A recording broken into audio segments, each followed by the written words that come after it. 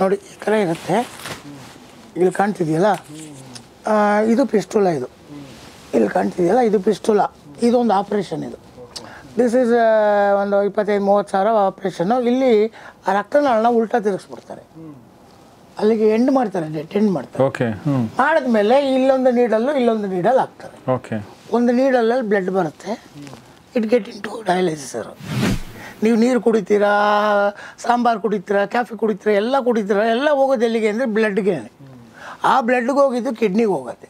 ಕಿಡ್ನಿಗೆ ಹೋದಾಗ ಕಿಡ್ನಿ ಅದರಲ್ಲಿರೋ ಟಾಕ್ಸಿನ್ಸು ಬೇಡದೇ ಇರೋದನ್ನೆಲ್ಲ ಫಿಲ್ಟರ್ ಮಾಡಿ ಕಳಿಸಿ ಪ್ಯೂರ್ ಆಗಿದ್ದನ್ನು ಮತ್ತೆ ಬ್ಲಡ್ಗೆ ಕಳಿಸ್ತಾರೆ. ಓಕೆ. ಇದು ಕಿಡ್ನಿ ಕೆಲಸ.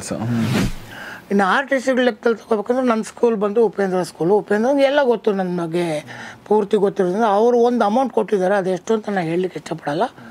ಅವ್ರು ಏನು ಸರಿ ಅಂದ್ಕೊಂಡ್ರು ಅಥವಾ ಅವ್ರು ಕೇಳಿ ಇವಾಗ ಏನಿದೆಯೋ ಅದನ್ನು ನಾನು ಕೊಟ್ಟಿದ್ದಾರೆ. ಗುರುಕಿರಣ್ ಕೊಟ್ಟಿದ್ದಾರೆ, ಸುದೀಪ್ ಹತ್ರ ಟಚ್ ಮಾಡಿದ್ದೀನಿ. ನನ್ನ ಕಾಯಿಲೆ ಇದೆ ಅನ್ನೋ ಕಾರಣಕ್ಕೋಸ್ಕರ ನಾನು ಕೊರಗ್ತಾ ಕೂತ್ಕೊಳ್ಳೋದಕ್ಕೆ ರೆಡಿ ಇಲ್ಲ. ನನ್ನ ಹತ್ರ ಇರೋ ಏನು ಟೈಮ್ ಇದೆ ಅದು ನಂದು, ಅದು ಹ್ಯಾಪಿಯಾಗಿರ್ಬೇಕು. ಸ್ನೇಹಿತರೆ ನಮಸ್ಕಾರ. ಗೌರಿ ಶಕ್ಕಿ ಸ್ಟುಡಿಯೋದ ಈ ಒಂದು ವಿಶೇಷ ಸಂವಾದಕ್ಕೆ ನಿಮಗೆಲ್ಲ ಸ್ವಾಗತ. ನಾನು ಗೌರಿ ಶಕ್ಕಿ.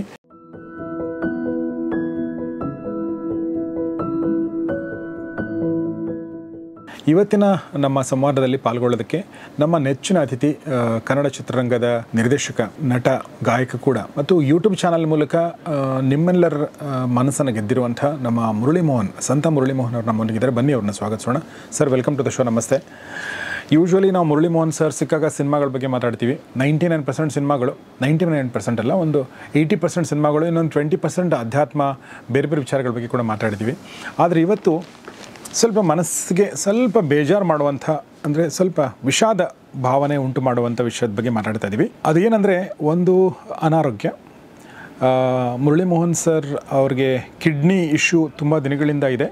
ಅದು ಅವ್ರು ಶೂಟಿಂಗ್ ಬರಬೇಕಾದ್ರೂ ಕೂಡ ಮಂಗಳವಾರ, ಶುಕ್ರವಾರ, ಶನಿವಾರ ಹಿಂಗೆ ಆಗಲ್ಲ ಅಂತ ಹೇಳ್ತಿದ್ರು, ನಮಗೆ ಗೊತ್ತಾಗ್ತಿತ್ತು. ಸೊ ಈಗ ಬಟ್ ಖುಷಿ ವಿಚಾರ ಏನಂದರೆ ಕಿಡ್ನಿ ಟ್ರಾನ್ಸ್ಪ್ಲಾಂಟೇಷನ್ಗೆ ಈಗ ಒಂದು ವೇದಿಕೆ ಸಜ್ಜಾಗಿದೆ. ಅವ್ರಿಗೆ ಯಾವುದೇ ಟೈಮಲ್ಲೂ ಕೂಡ ಹಾಸ್ಪಿಟ್ಲಿಂದ ಕರೆ ಬಂದು ಅವರು ಕಿಡ್ನಿ ಟ್ರಾನ್ಸ್ಪ್ಲಾಂಟೇಷನ್ಗೆ ಹೋಗ್ತಾ ಇದ್ದಾರೆ. ವೇಟಿಂಗ್ ಪೀರಿಯಡ್ ಸುಮಾರು 5 ವರ್ಷಗಳ ವೇಟಿಂಗ್ ಪೀರಿಯಡ್ ಮುಗಿದು ಈಗ ಅದು ಸಜ್ಜಾಗಿದೆ.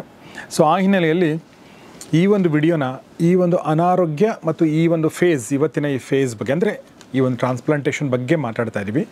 ಅದಕ್ಕಿಂತ ಮುಖ್ಯವಾಗಿ ಕನ್ನಡ ಚಿತ್ರರಂಗ ಅಥವಾ ನೀವು ಸ್ಪಂದಿಸಬೇಕಾದ ಮತ್ತು ಒಂದು ನೆರವು ನೀಡಬೇಕಾದ ಒಂದು ಅವಶ್ಯಕತೆ ಇದೆ ಮುರಳಿ ಸರ್ಗೆ.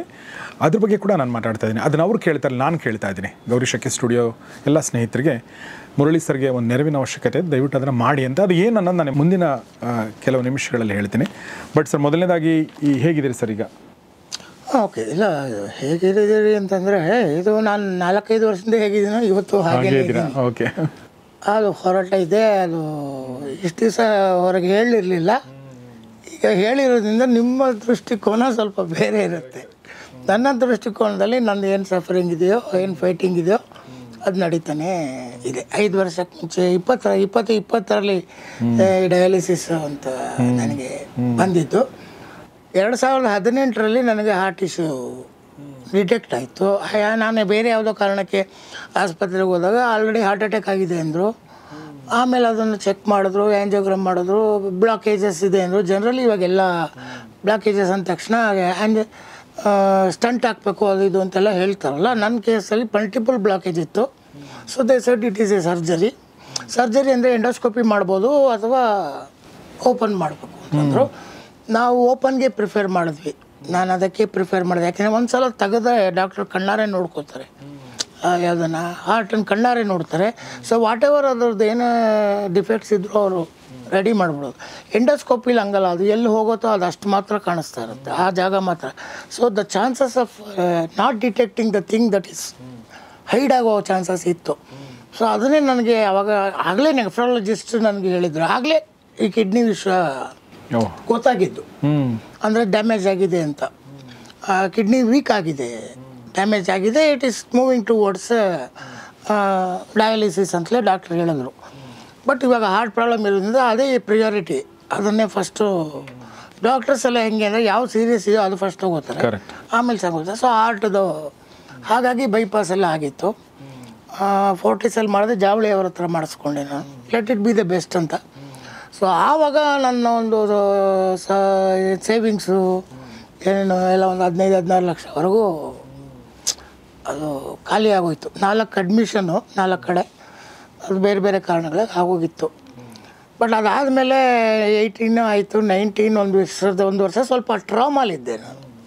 ಶಾಕು, ಹಾರ್ಟ್ ಪ್ರಾಬ್ಲಮ್ ಇದೆ, ಕಿಡ್ನಿ ಪ್ರಾಬ್ಲಮ್ ಇದೆ ಅಂದ ತಕ್ಷಣ ನಾನು ಇನ್ನೇನು ಮಾಡಲಿಕ್ಕಾಗಲ್ಲ, ಏನೇ ಇದು ಕಟ್ಟಾಕೊಂಡ್ಬಿಟ್ನಲ್ಲ ನನ್ನನ್ನೇನೋ ಅನ್ನೋ ಒಂದು ಆಘಾತ. ಆ ಆಘಾತದಿಂದ ಫಸ್ಟ್ ನಾನು ಹೊರಗಡೆ ಬರೋಕ್ಕೆ ಡಾಕ್ಟ್ರನ್ನೇ ಕೇಳ್ತಿದ್ದೆ.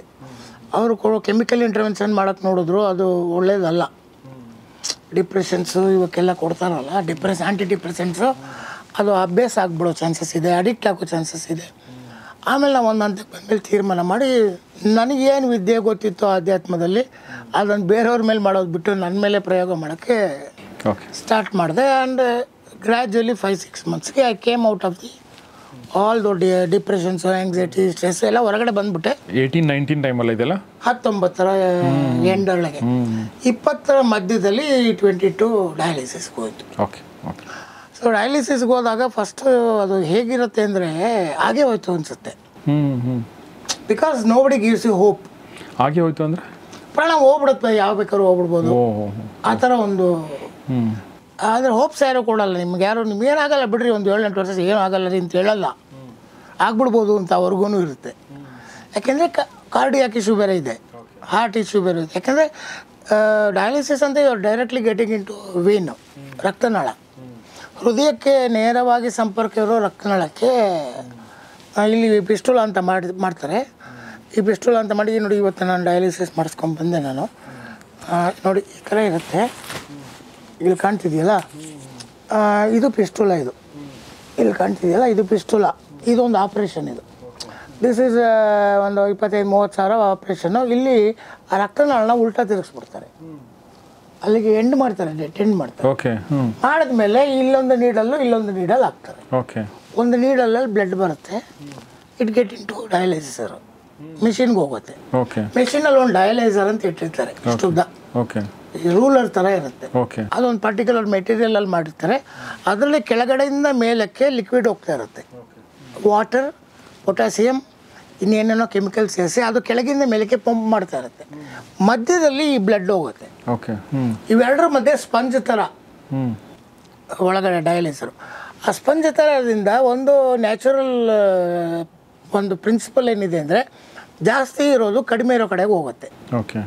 ಬಿಸಿ ಜಾಸ್ತಿ ಇದ್ದರೆ ಇಲ್ಲಿ ಕೂಲ್ ಕಡಿಮೆ ಇದ್ದರೆ ಕೂಲ್ ಬಿಸಿ ಆಗುತ್ತೆ, ಬಿಸಿ ಕಡಿಮೆ ಇದ್ದು ಕೂಲ್ ಜಾಸ್ತಿ ಇದ್ದರೆ ಇದು ಅದು ನಿಮಗೆ ನ್ಯಾಚುರಲ್ ಗೊತ್ತಲ್ವಾ. ಹಾಗೆಯೇ ನೀರು ಇಲ್ಲದೆ ಇರೋದ್ರಿಂದ ಇರೋ ಕಡೆ ಹೋಗುತ್ತೆ, ಈ ಕಡೆ ಇದೆ, ಇಲ್ಲಿಂದ ಇರೋ ಕಡೆ ಇಲ್ಲದೆ ಇರೋ ಕಡೆಗೆ ಹೋಗುತ್ತೆ. ಹಾಗೆ ಇದು ಬ್ಲಡ್ಡಲ್ಲಿರೋ water will go to that. So ಹಾಗಾಗಿ ಬ್ಲಡ್ಡಲ್ಲಿರೋವಂಥ ಒಂದು ಲಿಕ್ವಿಡನ್ನು ಅವರು ತೆಗಿತಾರೆ. ಓಕೆ. ಯಾಕೆ ತೆಗಿತಾರೆ ಅಂದರೆ ಕಿಡ್ನಿ ಅದನ್ನು ಮಾಡ್ತಾ ಇರುತ್ತೆ, 24 ಗಂಟೆ ಮಾಡುತ್ತೆ. ನಮಗೆ ಆರೋಗ್ಯವಂತ ದೇಹದಲ್ಲಿ 24 ಗಂಟೆನೂ ಕಿಡ್ನಿ ಆ ಕೆಲಸ ಮಾಡ್ತಾ ಇರುತ್ತೆ. ನೀವು ನೀರು ಕುಡಿತೀರಾ, ಸಾಂಬಾರು ಕುಡಿತೀರಾ, ಕಾಫಿ ಕುಡಿತೀರಾ, ಎಲ್ಲ ಹೋಗೋದು ಎಲ್ಲಿಗೆ ಅಂದರೆ ಬ್ಲಡ್ಗೆ. ಆ ಬ್ಲಡ್ಗೆ ಹೋಗಿದ್ದು ಕಿಡ್ನಿಗೆ ಹೋಗುತ್ತೆ. ಕಿಡ್ನಿಗೆ ಹೋದಾಗ ಕಿಡ್ನಿ ಅದರಲ್ಲಿರೋ ಟಾಕ್ಸಿನ್ಸು ಬೇಡದೇ ಇರೋದನ್ನೆಲ್ಲ ಫಿಲ್ಟರ್ ಮಾಡಿ ಕಳಿಸಿ ಪ್ಯೂರ್ ಆಗಿದ್ದನ್ನು ಮತ್ತೆ ಬ್ಲಡ್ ಕಳಿಸ್ತಾರೆ. ಓಕೆ. ಇದು ಕಿಡ್ನಿ ಕೆಲಸ. ಆ ಕಿಡ್ನಿ 2 ಕೊಟ್ಟಿದ್ದಾರೆ ಪ್ರಕೃತಿ ದೇವರು. ಒಂದು ಕೈ ಕೊಟ್ಟರು ಇನ್ನೊಂದು, ಅದರಿಂದ ಕಿಡ್ನಿ ಫೇಲ್ ಆಗಿ ಸಡನ್ನಾಗಿ ವಾಪಸ್ ಹೋಗಲ್ಲ, ಇನ್ನೊಂದು ಇರುತ್ತೆ, ಒಂದು ಸಪೋರ್ಟ್ ಇರುತ್ತೆ. ಇವಾಗ ಹಾರ್ಟಲ್ಲೂ ಹಂಗೆ ಮಾಡಿದೆ ಪ್ರಕೃತಿ. Left auricle, right auricle, left ventricle, right ventricle, ಅಂದರೆ ಒಂದೇ ಅಂಗ, ಚಿಕ್ಕ ಅಂಗ 2 ಕಡೆ ಇದೆ. ಒಂದು ಕೆಟ್ಟೋದ್ರೂ ಇನ್ನೊಂದು ಅದನ್ನು ಉಳಿಸ್ಕೊಂಡು ಹೋಗ್ಬೇಕು ಅಂತ. ಸೊ ಎಲ್ಲೆಲ್ಲಿ ಏನೇನು ಸೇಫ್ಟಿ ಮಾಡಬೇಕು ಅದು ಇದೆಲ್ಲ ಮಾಡಿದೆ. ಏನು ಈ ಇಂಟೆಲಿಜೆನ್ಸು, ಪ್ರಕೃತಿಲಿರೋ ಇಂಟೆಲಿಜೆನ್ಸು ಈ ದೇಹಕ್ಕೆ 2 ಕಣ್ಣು ಕೊಟ್ಟಿದೆ, 2 ಕಿವಿ ಕೊಟ್ಟಿದೆ, ಉಸಿರಾಡೋಕ್ಕೆ 2 ಜಾಗ ಕೊಟ್ಟಿದೆ. ನೀವು ನೋಡಿ ಎಲ್ಲ 2 ಕೊಟ್ಟಿದೆ. ಜನ ಕೇಳ್ಬೋದು ಹೃದಯ ಒಂದೇ ಇಲ್ಲ, ಹೃದಯದೊಳಗೆ 2 ಇದೆ ಚೇಂಬರ್. ಸೊ ಎಲ್ಲವನ್ನು ಆಲ್ಟರ್ನೇಟಿವ್ ಒಂದು ಇಟ್ಟಿದೆ. ಅದು ಕಾಲು 2 ಇಟ್ಟಿದೆ, ಕೈ 2 ಇಟ್ಟಿದೆ, ಶ್ವಾಸಕೋಶನೂ 2 ಇದೆ, ಎಲ್ಲ 2 ಇಟ್ಟಿದೆ. ಎಲ್ಲ ಅಂದರೆ ಎಮರ್ಜೆನ್ಸಿಗೆ ನಿಮ್ಗೆ ಇನ್ನೊಂದು ಇರಬೇಕು ಸಪೋರ್ಟ್. ಸೊ ಇದು 2 ಏನಾಗುತ್ತೆ ಒಟ್ಟಿಗೆ ವೀಕ್ ಆಗ್ತಾ ಬರುತ್ತೆ because of our undisciplined life, may be diabetes, may be BP. ಈಗ ಅಟ್ ಪ್ರೆಸೆಂಟು ಮೇಜರ್ ರೀಸನ್ ನನ್ನ ಅನುಭವದ ಪ್ರಕಾರ ಮೆಡಿಸಿನ್ದಿಂದ ಮೆಡಿಸಿನ್ಸ್ ಬೇರೆ ಕಾಯಿಲೆಗಳಿಗೆಲ್ಲ ಮೆಡಿಸಿನ್ ಕೊಡ್ತಾರಲ್ಲ ಸರ್, ಆ ಮೆಡಿಸಿನ್ ಬ್ಲಡ್ ಒಳಗೆ ಹೋಗಿ ಕಿಡ್ನಿನ ಡ್ಯಾಮೇಜ್ ಮಾಡುತ್ತೆ. ಅದಕ್ಕೆ ನಾವು ಏನು ಮಾಡಬೇಕು, ಮೆಡಿಸಿನ್ ನೆಫ್ರಾಲಜಿಸ್ಟ್ ಹತ್ರ ಕೇಳಿ ತಗೋಬೇಕು. Okay okay. ಅವರು ಕಿಡ್ನಿಗೆ ಡ್ಯಾಮೇಜ್ ಆಗದೆ ಇರೋ ಮೆಡಿಸಿನನ್ನು ಪ್ರಿಸ್ಕ್ರೈಬ್ ಮಾಡ್ತಾರೆ. ಸೊ ಇದು ಏನಾಯಿತು ನನಗೆ, ಈ ಥರ ಇಲ್ಲಿ ಹೋಗೋದೇ ಹಿಂಗೆ ಬರುತ್ತೆ. 4 hours ನಡೆಯುತ್ತೆ ಈ ಪ್ರೋಸೆಸ್. 4 hours ಬ್ಲಡ್ ಬರ್ತಾ ಇರುತ್ತೆ, ಹೋಗ್ತಾ ಇರುತ್ತೆ. 4 hours ನೀವು ಇರಬೇಕಲ್ಲಿ, ಮಲಗಿರ್ತೀವಿ. 4 hours ಅದು ಬರ್ತಾ ಇರುತ್ತೆ, ಒಂದು ಕಡೆ ಹೋಗ್ತಾ ಇರುತ್ತೆ. 4 hours ಅಷ್ಟೇ ಅದು ಮಾಡ್ತಾ ಇರೋದು. ಕಿಡ್ನಿ 24 ಗಂಟೆ ಮಾಡ್ತಾ ಇರುತ್ತೆ. ಸೊ ನಮಗದು ವೀಕ್ ಆಯಿತು. ಸೊ ಡಯಾಲಿಸಿಸ್ಗೆ ಬಂತು. ಡಯಾಲಿಸಿಸ್ಗೆ ಬಂದಮೇಲೆ ಏನಾಯಿತು, ಒಂದು ಇವತ್ತಿದೆ ಡಯಾಲಿಸಿಸ್ ಅನ್ನೋದು. ಡಯಾಲಿಸಿಸ್ ಅನ್ನೋದಿಲ್ಲ ಅಂದರೆ ಇಷ್ಟೊತ್ತಿಗೆ ಕ್ಯಾಲೆಂಡ್ರು ಫೋಟೋ ಸೇರ್ಕೊಂಡ್ಬಿಡ್ತಿದ್ವಿ. ಡಯಾಲಿಸಿಸ್ ಅನ್ನೋದೊಂದು ಇದೆ, ಆಪ್ಷನ್ ಒಂದು ಇದೆ, ಇವತ್ತು ಕಂಡಿದ್ದಾರೆ. ಅದು ವಾರಕ್ಕೆ 3 ದಿನ ಅಂತ ನನಗೆ ಪ್ರಿಸ್ಕ್ರೈಬ್ ಆಯಿತು. ಸೊ ವಾರಕ್ಕೆ 3 ದಿನ ಅಂದರೆ 12 ತಿಂಗಳಿಗೆ 12 ಆಯಿತು. ಅದು ವಾರ ಅದಕ್ಕೆ ಬ್ಲಡ್ ಚೆಕಪ್ಪು, ಯೂರಿನ್ ಚೆಕಪ್ಪು ಅವೆಲ್ಲ ಮಾಡ್ತಾಯಿರ್ತಾರೆ. ಅದನ್ನು ಏನು ಪ್ಯಾರಾಮೀಟರ್ ಏನು ಚೇಂಜ್ ಮಾಡಬೇಕು ಮೆಷಿನು ಅಂತ. ಆಮೇಲೆ ಈ ನೀರು ಹೋಗೋ ಜೊತೆ ಬರೀ ನೀರೇ ಅಲ್ಲ, ಪ್ರೋಟೀನ್ ಹೋಗುತ್ತೆ, ವಿಟಮಿನ್ ಹೋಗುತ್ತೆ, ಮಿನರಲ್ ಹೋಗುತ್ತೆ, ನಿಮ್ಮ ಏನೇನು ಶಕ್ತಿಗಳಿದೆಯೋ ಅದನ್ನು ಹೋಗ್ತಾ ಇರುತ್ತೆ. ಸೊ ಅದನ್ನು ಕಂಪನ್ಸೇಟ್ ಮಾಡೋಕ್ಕೆ ಇಂಜೆಕ್ಷನ್ ಕೊಟ್ಟು. ಸೊ ಇಟ್ ನೀರು ಹೋಗೋದಂದರೆ ಎಲ್ಲಿಂದ ಹೋಗೋದು ಹೇಳಿದ್ರಿ ನೀವು? ಡಯಾಲಿಸರಲ್ಲಿ ಬಾಡಿಲಿರೋ ನೀರು ಡಯಾಲಿಸರ್ಗೆ ನೀರಿಗೆ ಹೊರಗಡೆ ಹೊಟ್ಟೋಗುತ್ತಲ್ಲ, ನೀರು ರಕ್ತದಲ್ಲಿರೋ ನೀರಿನ ಅಂಶ ಅದು ಎಳ್ಕೊಳತ್ತಲ್ಲ ಸರ್, ಅದರ ಜೊತೆಲಿ ಪ್ರೋಟೀನು ವಿಟಮಿನ್ನು ಎಲ್ಲ ಹೋಗುತ್ತೆ. ಮಸಲ್ಸ್ ವೀಕ್ ಆಗುತ್ತೆ, ನರ್ವ್ಸ್ ವೀಕ್ ಆಗುತ್ತೆ. ಇವೆಲ್ಲ long term effects. Short term effects ಏನು ಅಂದರೆ, ಇದು ಬ್ಲಡ್ಡು ಪಂಪ್ ಮಾಡ್ತಾ ಇರೋದ್ರಲ್ಲಿ directly it is connected to heart. So if this and this ಕರೆಕ್ಟಾಗಿ ಏನೋ ಪ್ರಪೋರ್ಷನಲ್ ವ್ಯತ್ಯಾಸ ಆಗ್ಬಿಟ್ರೆ it can be heart attack ಆಗ್ಬೋದು. ಸೊ ಇದೆಲ್ಲ ಇರುತ್ತೆ. ಸೊ ಆದ್ದರಿಂದ ಅವರು they will not give you. So ಆ ಥರ ಆಯಿತು. ಆವಾಗ 2020ರಲ್ಲಿ ಸೇರಿದ್ದು ಅಂತಾಯಿತು. ಸೊ ಆವಾಗ ನಾನು ಸ್ವಲ್ಪ ಹಿಂತಿರುಗಿ ನೋಡಿದೆ, ಏನೇ ಮುಗಿತಾ ಬಂದ್ಬಿಡ್ತಲ್ಲ, ಸರಿ ನಂದು ಒಂದು ಎಲ್ಲ ವಿಷಯನ ರೆಕಾರ್ಡ್ ಮಾಡ್ಬಿಡೋಣ, ಲೆಟ್ ಇಟ್ ಮೀ. ಹೋದ್ಮೇಲೆ ಈ ಥರ ಒಬ್ಬ ಇದ್ದ ಅನ್ನಿಸ್ಲಿ ಅಂದ್ಬಿಟ್ಟು ನಾನು ಯೂಟ್ಯೂಬಲ್ಲಿ ಅದಕ್ಕೆ ಸರಿಯಾಗಿ ಓಮ್ 25 years ಬಂದು, ಆ ಓಮ್ 25 years ಒಂದು ಇದಾಗಿ ಯಾರೋ ಒಬ್ಬರು ಇವರು ಇದ್ದರು ಓಮಲ್ಲಿ, ಇವ್ರ ಹತ್ರ ಮಾತಾಡಿದ್ರೆ ಒಂದೆಷ್ಟು ಗೊತ್ತಾಗತ್ತೆ ಅಂತ ನನ್ನ ಹತ್ರ ಮಾತಾಡಿಸಿ ನನಗೂ ಸ್ವಲ್ಪ ಅವಶ್ಯಕತೆಗಿಂತ ಜಾಸ್ತಿನೇ ನೆನಪಿಟ್ಕೊಂಡು ಅದನ್ನು ನಾನು ಹೇಳಕ್ಕೆ ಸ್ಟಾರ್ಟ್ ಮಾಡಿದೆ. ಆಮೇಲೆ ಅದು ಓಮಿಂದ ಅದು ಇಶ್ಯೂಗೆ ನಿಮ್ಮದು ದೊಡ್ಡ ಸೀರೀಸ್ ಏನಿರಲಿ ಬಟ್ 200 ಎಪಿಸೋಡ್ ನಾನು ಮಾಡಿದ್ದೀನಿ ಅನಿಸುತ್ತೆ ಗೌರಿ ಶೆಟ್ಟಿಲಿ. ಸೊ ಅಲ್ಲಿ ಬಿಕೇಮ್ ಒಂಥರ ಯೂಟ್ಯೂಬ್ ಸ್ಟಾರ್ ಅಂತ ಆದಾಗ ಈ ಟೆಂಪರರಿಲಿ ನನಗೊಂದು ಡಯಾಲಿಸಿಸ್ ಏನೇನೋ ಹೋಗ್ತಿದ್ರು, ಒಂದು ಕೆಲಸದಲ್ಲಿ ಇದ್ದೀನಿ, ಏನೋ ಒಂದು ಹೇಳ್ತಿದ್ದೀನಿ. ಆಮೇಲೆ ಅದು ಡೈರೆಕ್ಟ್ಲಿ ನನಗೆ ಕೌನ್ಸಿಲಿಂಗ್. ಅದು ಕೌನ್ಸಿಲಿಂಗ್ ಅಂದರೆ ಏನು ಮಾಡ್ತಾರೆ, ಕೂತ್ಕೋತಾರೆ ಅಷ್ಟೇ ಕೌನ್ಸಿಲರು, ನೀವು ಹೇಳ್ಕೋಬೇಕು ನಿಮ್ಗೆ. ಎಕ್ಸಾಕ್ಟ್ಲಿ. ಅವ್ರು ಕೇಳಲ್ಲ. ನಮಗೂ ಕೌನ್ಸಿಲಿಂಗ್ ಕ್ಲಾಸಸ್ ನಾನು ಮಾಡಿದ್ದೀನಲ್ಲ, ನನಗೆ ಫಸ್ಟ್ ಹೇಳ್ಕೊಟ್ಟಿರೋ ಟೀಚಿಂಗ್ ಏನು ಅಂದರೆ ನಾವು ಮಾತಾಡಬಾರ್ದು. ಸಬ್ಜೆಕ್ಟ್ ಬಂದು ಕೂತಿರ್ತಾರಲ್ಲ, ನಾವು ಮಾತಾಡಬಾರ್ದು. ಯಾಕೆಂದರೆ ಸಬ್ಜೆಕ್ಟ್ ಮೈಂಡಲ್ಲಿ ನಡೀತಾ ಇರುತ್ತೆ. ಇವ್ನಿಗೆ ಹೇಳಬೇಕಾ ಬೇಡವಾ, ಇವನು ವರ್ತಿ ಇಲ್ವಾ, ಅದು ನಡೀತಿರುತ್ತಲ್ಲಿ. ಅವ್ರು ಅಲ್ಲಿಂದ ಇಲ್ಲಿಗೆ ಬಂದುಬಿಟ್ಟಿರ್ತಾರೆ ಕೇಳೋದಕ್ಕೆ. ಬಟ್ ಕೂತ್ಕೊಂಡ್ಮೇಲೆ ಎಲ್ಲ ಗೌರಿಶೆಟ್ಟಿಗೆ ಹೇಳಲ್ಲ ಬೇಡವಾ, ಗೌರಿಶೆಟ್ಟಿ ಸೇಫಾ ಇಲ್ವಾ, ಇದು ಬರ್ತಾ ಇರುತ್ತೆ ಅವ್ರ ಮೈಂಡಲ್ಲಿ. ಗೌರಿಶೆಟ್ಟಿ ಮಾತಾಡಿದ್ರೆ ಸುಮ್ಮನೆ ಕೂತಿದ್ಮೇಲೆ ಅದನ್ನು ಅವ್ನು ಫೈಟ್ ಔಟ್ ಮಾಡಿ 10 or 20 minutesಲ್ಲಿ ಅವನು ಓಪನ್ ಆಗ್ತಾನೆ. ಸೊ ಇಲ್ಲಿ ನನಗೇನಾಯಿತು, ಇಡೀ ಜೀವನ ಒಂದು ಸಲ ರಿವೈಂಡು ಇದೆಲ್ಲ ಆಗಿದೆ ನನಗೂ ಅನ್ನಿಸ್ತು, ಕೇಳೋಂಗಾಯ್ತು. ಆಮೇಲೆ ನಿಮ್ಮ ಒಂದು ಫೋಟೋಗ್ರಫಿ ಮೆಮರಿ ಹೆಂಗೆ ಅಂತಂದರೆ ಅದು ಒಂದು ಅಮೇಝಿಂಗ್ ಅದು. ಸೊ ಹಿಂಗಾಗಿ ನೀವು ನಂಗೆ ನೆನಪಿದೆ, ಇಶ್ಯೂ ಸಿನಿಮಾದಲ್ಲಿ ನೀವು ಶೂಟಿಂಗ್ ಹೋಗಿದ್ರಿ, ಲೊಕೇಶನ್ ನೋಡೋಕೆ ಹೋಗಿರ್ತೀರ, ಅಲ್ಲಿ ಒಂದು ಜೀಪಲ್ಲಿ ಹೋಗ್ತಿರ್ತೀರ, ಮಧ್ಯದಲ್ಲಿ ಒಂದು ತೊರೆ ಬರುತ್ತೆ, ಆ ತೊರೆನಲ್ಲಿ ನೀರು ತೊಗೊಂಡು ಹಿಂಗೆ ಕುಡಿತೀರಾ ನೀವು. ಅದರಲ್ಲಿ ಮಿನರಲ್ಸ್ ಇರುವಂಥ ನೀರು, ಅದು ಒಂಥರ ತಣ್ಣಗೆ ನಿಮ್ಗೆ ಒಳಗಡೆ ಹೋದಾಗ ಹೇಗೆ ಅನ್ನಿಸ್ತು ಸರ್, ಅದನ್ನು ಹೇಗೆ ಅನ್ನಿಸ್ತು ಅಂತ ನೀವು ಹೇಳಿದಂಗೆ ಇನ್ನೂ ನೆನಪಿದೆ. ಇದು ಶಿರಾಡಿ ಘಾಟ್ ಕೆಳಗಡೆ. ಅದು ಅವತ್ತು ಏನಾಗಿತ್ತು ಅಂದರೆ, ಅಲ್ಲಿವರೆಗೂ ನಾವು ತುಂಬ ಜರ್ನಿ ಮಾಡಿದ್ವಿ, ಕೊಳ್ಳೇಗಾಲ ಇದೆಲ್ಲ ಮಾಡಿದ್ವಲ್ಲ, ಆ ಜರ್ನಿ ಮಾಡಿ ಪಿತ್ತ ಜಾಸ್ತಿ ಆಗಿತ್ತು, ಎಲ್ಲೂ ನಿಲ್ಲಿಸ್ತಿ. ಆವತ್ತು ಬೆಳಗ್ಗೆ ಖಾಲಿ ಹೊಟ್ಟೆ, ಯಾವಾಗ ನೀರನ್ನು ತೊರೆನಲ್ಲಿ ಬರ್ತಿದೆ ಅಂತ ಹಿಂಗೆ ಕುಡಿದ್ಬಿಟ್ನೋ, ಆ ಎಲ್ಲ ಒಳಗಡೆ ತಕ್ಷಣ ಬೆವರು ಲೋ ಶುಗರ್ ಥರ ಆಗೋಯ್ತು, ಹಸು ಆಗ್ಬಿಡ್ತು. ಆ ಹಸುವಲ್ಲೇ ಕಾಡು ಮನೆ ಎಸ್ಟೇಟ್ಗೆ ಹೋಗಿ ಕೆಳಗೆ ಬಂದು ಅದೊಂದು ಅದ್ಭುತ. ಅಂದರೆ ನನಗೆ ಗೊತ್ತಿಲ್ಲ, ಎಲ್ರಿಗೂ ಇರುತ್ತೆ ಅಂತ ನಾನು ಅಂದ್ಕೊಂಡಿರೋದು. ಅಂದರೆ ಅವ್ರವ್ರಿಗೆ ಇಂಪಾರ್ಟೆಂಟ್ ಆಗಿರೋದು ನೆನಪಂಗಿರುತ್ತೆ. ಬಟ್ ನನಗೆ ಅದೇನೋ ಅದು ನಿಮಗೆ ಎಲ್ಲ ನೆನಪಿರುತ್ತೆ, ಹೆಚ್ಚು ಕಡಿಮೆ ಎಲ್ಲ ನೆನಪಿರುತ್ತೆ. ನಮಗೆ ಕೆಲವೊಂದು ಈಗ ನೋಡಿ ನೀವು ಈ ಇಷ್ಟೊಂದು ಹೇಳಿದ್ರೆ ನನಗೆ ಇದು ನೆನಪು ಬಂತು, ಇನ್ನೊಂದು ಯಾವುದೋ ನಾಟಕದ ನೆನಪು ಬರುತ್ತೆ, ಇನ್ನೊಂದೇನೋ ಓಂ ಸಿನಿಮಾದಲ್ಲಿ ಒಂದು ಟೆಕ್ನಿಕಲ್ ಒಂದು ಎರರ್ ಇದೆ, ಅದರಲ್ಲಿ ಸ್ಕ್ರೀನ್ ಪ್ಲೇ ಒಂದು ಸಮಸ್ಯೆ ಇದೆ, ಅದನ್ನು ಎರಡಿದೆಯಾ? 2 ಎರರ್ ಇದೆ. ಆ 2 ಎರರ್ ಒಂದು ಎರರ್ ಉಪೇಂದ್ರ ಒಪ್ಕೊಳ್ಳಿಲ್ಲ, ಇಲ್ಲ ಅದು ಕರೆಕ್ಟಾಗಿದೆ ಅಂತಂದ. ಕಾಮನ್ ಆಡಿಯನ್ಸ್ ಬಂದು ಕೇಳ್ಬಿಟ್ಟ ನನ್ನ, ಪಿಕ್ಚರ್ ರಿಲೀಸ್ ಆಗಿ 4-5 ದಿನ ಹೆಂಗ್ ಸರ್ ಸತ್ತೋಗಿರೋ ವ್ಯಕ್ತಿನ ಕರ್ಕೊಂಬಂದ್ರಿ ಅಂತ. ಅದು ಒಂದೇ ಅಲ್ವಾ? ಅದ್ರ ಜೊತೆಗೆ ಇನ್ನೊಂದು ಎರರ್ ಇದೆಯಾ? ಇದೆ ಅಂತ ಹೇಳಿದ್ರು. ನಾನು ಮತ್ತೆ ಅದು ರಿಕಾಲ್ ಮಾಡಬೇಕು. ಒಂದೇನಂದ್ರೆ ಅನಿಲ್ ಕುಮಾರ್ ಕ್ಯಾರೆಕ್ಟ್ರು ಕಥೆಯಲ್ಲಿ ಸತ್ತೋಗಿದೆ, ಅದು ಬಿಗಿನಿಂಗಲ್ಲಿ ಬರುತ್ತೆ. ಆಲ್ರೆಡಿ ಸತ್ತೋದನ್ನು ಇಲ್ಲಿ ಬರ್ತಾನೆ. ಅದು that is not A story, that is current affair. Story start ಆಗೋದು ಬೆಕ್ಕನ್ ರಾಜೇಂದ್ರದಿಂದ. ಅದು ಏನಕ್ಕೆ ಅದಾಯಿತು ಅಂತಂದರೆ ನಾವು ಆಮೇಲೆ ಅದ್ರ ಮೇಲೆ ಎಕ್ಸ್ಟ್ರಾ ಕಟ್ಟಿದ್ದರಿಂದ, ರಿಯಲ್ ರೋಡಿನ ಆಮೇಲೆ ಹಾಕಿದ್ದರಿಂದ, ಆ ರಿಯಲ್ ರೋಡ್ ಹಾಕಿದ್ದಕ್ಕೆ ಆಮೇಲೆ ಬೇರೆ ಎಲ್ಲ ಮಾಡಿದಾಗ ಓವರ್ ಆಲ್ ಆಗೋಗಿತ್ತಲ್ಲ, ಅದ್ರ ಕಡೆ ಗಮನ ಕೊಡಲಿಲ್ಲ ನಾವು. ಸೊ ಹಾಗೆ ನಮಗೆ ಮುರಳಿ ಮೋಹನ್ ಸರ್ ಅವರು ತಮ್ಮ ಒಂದು ಮೆಮರಿ ಪವರಿಂದ ಮತ್ತು ಒಂದು ಅನಾಲಿಟಿಕಲ್ ಒಂದು ಸೆನ್ಸ್ ಇದೆಯಲ್ಲ, ಅಂದರೆ ಮೆಮರಿ ಪವರ್ ಇರೋದು ಬೇರೆ, ಅನಾಲಿಸಿಸ್ ಮಾಡೋಕ್ಕೆ ಬರೋದು ಬೇರೆ, ಅದನ್ನು ಅರ್ಥವತ್ತಾಗಿ ಚಿತ್ರವತ್ತಾಗಿ ಮತ್ತು ನಿಮಗೆ ಇಷ್ಟ ಆಗೋ ಥರ ಹೇಳೋದಿದೆಯಲ್ಲ, ಅದು ಎಲ್ಲ ಗುಣಗಳು ಅವ್ರ ಹತ್ರ ಮೇಳೈಸಿವೆ. ಬಟ್ ಇವತ್ತು ನಾವು ಮಾತಾಡ್ತಿರೋ ಬೇರೆ ವಿಚಾರ. ಹಿಂಗೆ ಮತ್ತೆ ವಾಪಸ್ ಅದಕ್ಕೆ ಬರೋದಾದರೆ ನನಗೆ ಒಂದು ಯಾವಾಗಲೂ ನಿಮ್ಮ ಬಗ್ಗೆ ನನಗೊಂದು ಅಪ್ರಿಸಿಯೇಷನ್ ಅಂದರೆ ಯಾಕೆ ಅಂತಂದರೆ, ಇಷ್ಟು ದಿನ ನೀವು ಬಂದರೂ ಕೂಡ ನೀವು ಡಯಾಲಿಸಿಸ್ ನನಗೆ ಗೊತ್ತು, ನೀವು ಡಯಾಲಿಸಿಸ್, ಬಟ್ ಎಲ್ಲೂ ಒಂದು ಸಲ ಕೂಡ ನೀವು ಅದನ್ನು ತೋರಿಸಿಲ್ಲ.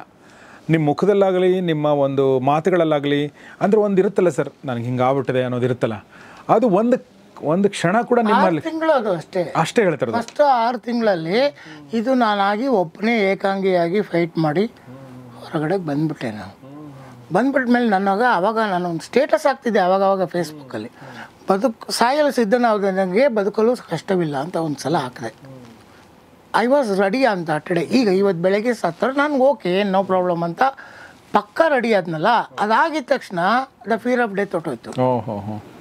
ಇದು ಹೆಂಗೆ ಅಂದರೆ ಫಿಯರ್ ಆಫ್ ಡೆತ್ ಬರೋದು ಅದಕ್ಕೆ ಊಟ ಹಾಕಿದಾಗ. ಕರೆಕ್ಟ್. ಅದಕ್ಕೆ ನಾವು ಊಟ ಹಾಕಲಿಲ್ಲ ಅಂದಾಗ ಅದು ಬರಲ್ಲ. ಅದು ಆಮೇಲೆ ಏನಾಗೋಯ್ತು ಅಂದರೆ ನಾನು ಚೇಂಜ್ ಮಾಡಿಬಿಟ್ಟೆ, ಆಸ್ಪತ್ರೆನೇ ಚೇಂಜ್ ಮಾಡಿಬಿಟ್ಟೆ. ನಮ್ಮ ಆಸ್ಪತ್ರೆಯಲ್ಲಿ ನಾನು ಹಿಂಗೆ ಡಯಾಲಿಸಿಸ್ಗೆ ಹೋದೆ ಅಂದರೆ ಎಲ್ಲ ಡಯಾಲಿಸಿಸಲ್ಲಿರೋ ಪೇಷಂಟ್ಗಳಿಗೆ ಒಬ್ಬೊಬ್ರಿಗೆ ಒಂದೊಂದು ನಿಕ್ ನೇಮು, ಒಬ್ಬೊಬ್ಬರು ವಯಸ್ಸಾದವ್ರಿಗೆಲ್ಲ ಲವ್ ಸ್ಟೋರಿ ಹೇಳೋದು, ನೀನು ಯಾರು ಲವ್ ಮಾಡಿದ್ದೆ ನಿನ್ನ ವಯಸ್ಸಲ್ಲಿ ಹೇಳೋ ಅನ್ನೋದು, ಹೀಗೆ ತಮಾಷೆ ಮಾಡಿ ನಾನು ಹೋದರೆ ಖುಷಿ ಅವ್ರಿಗೆ.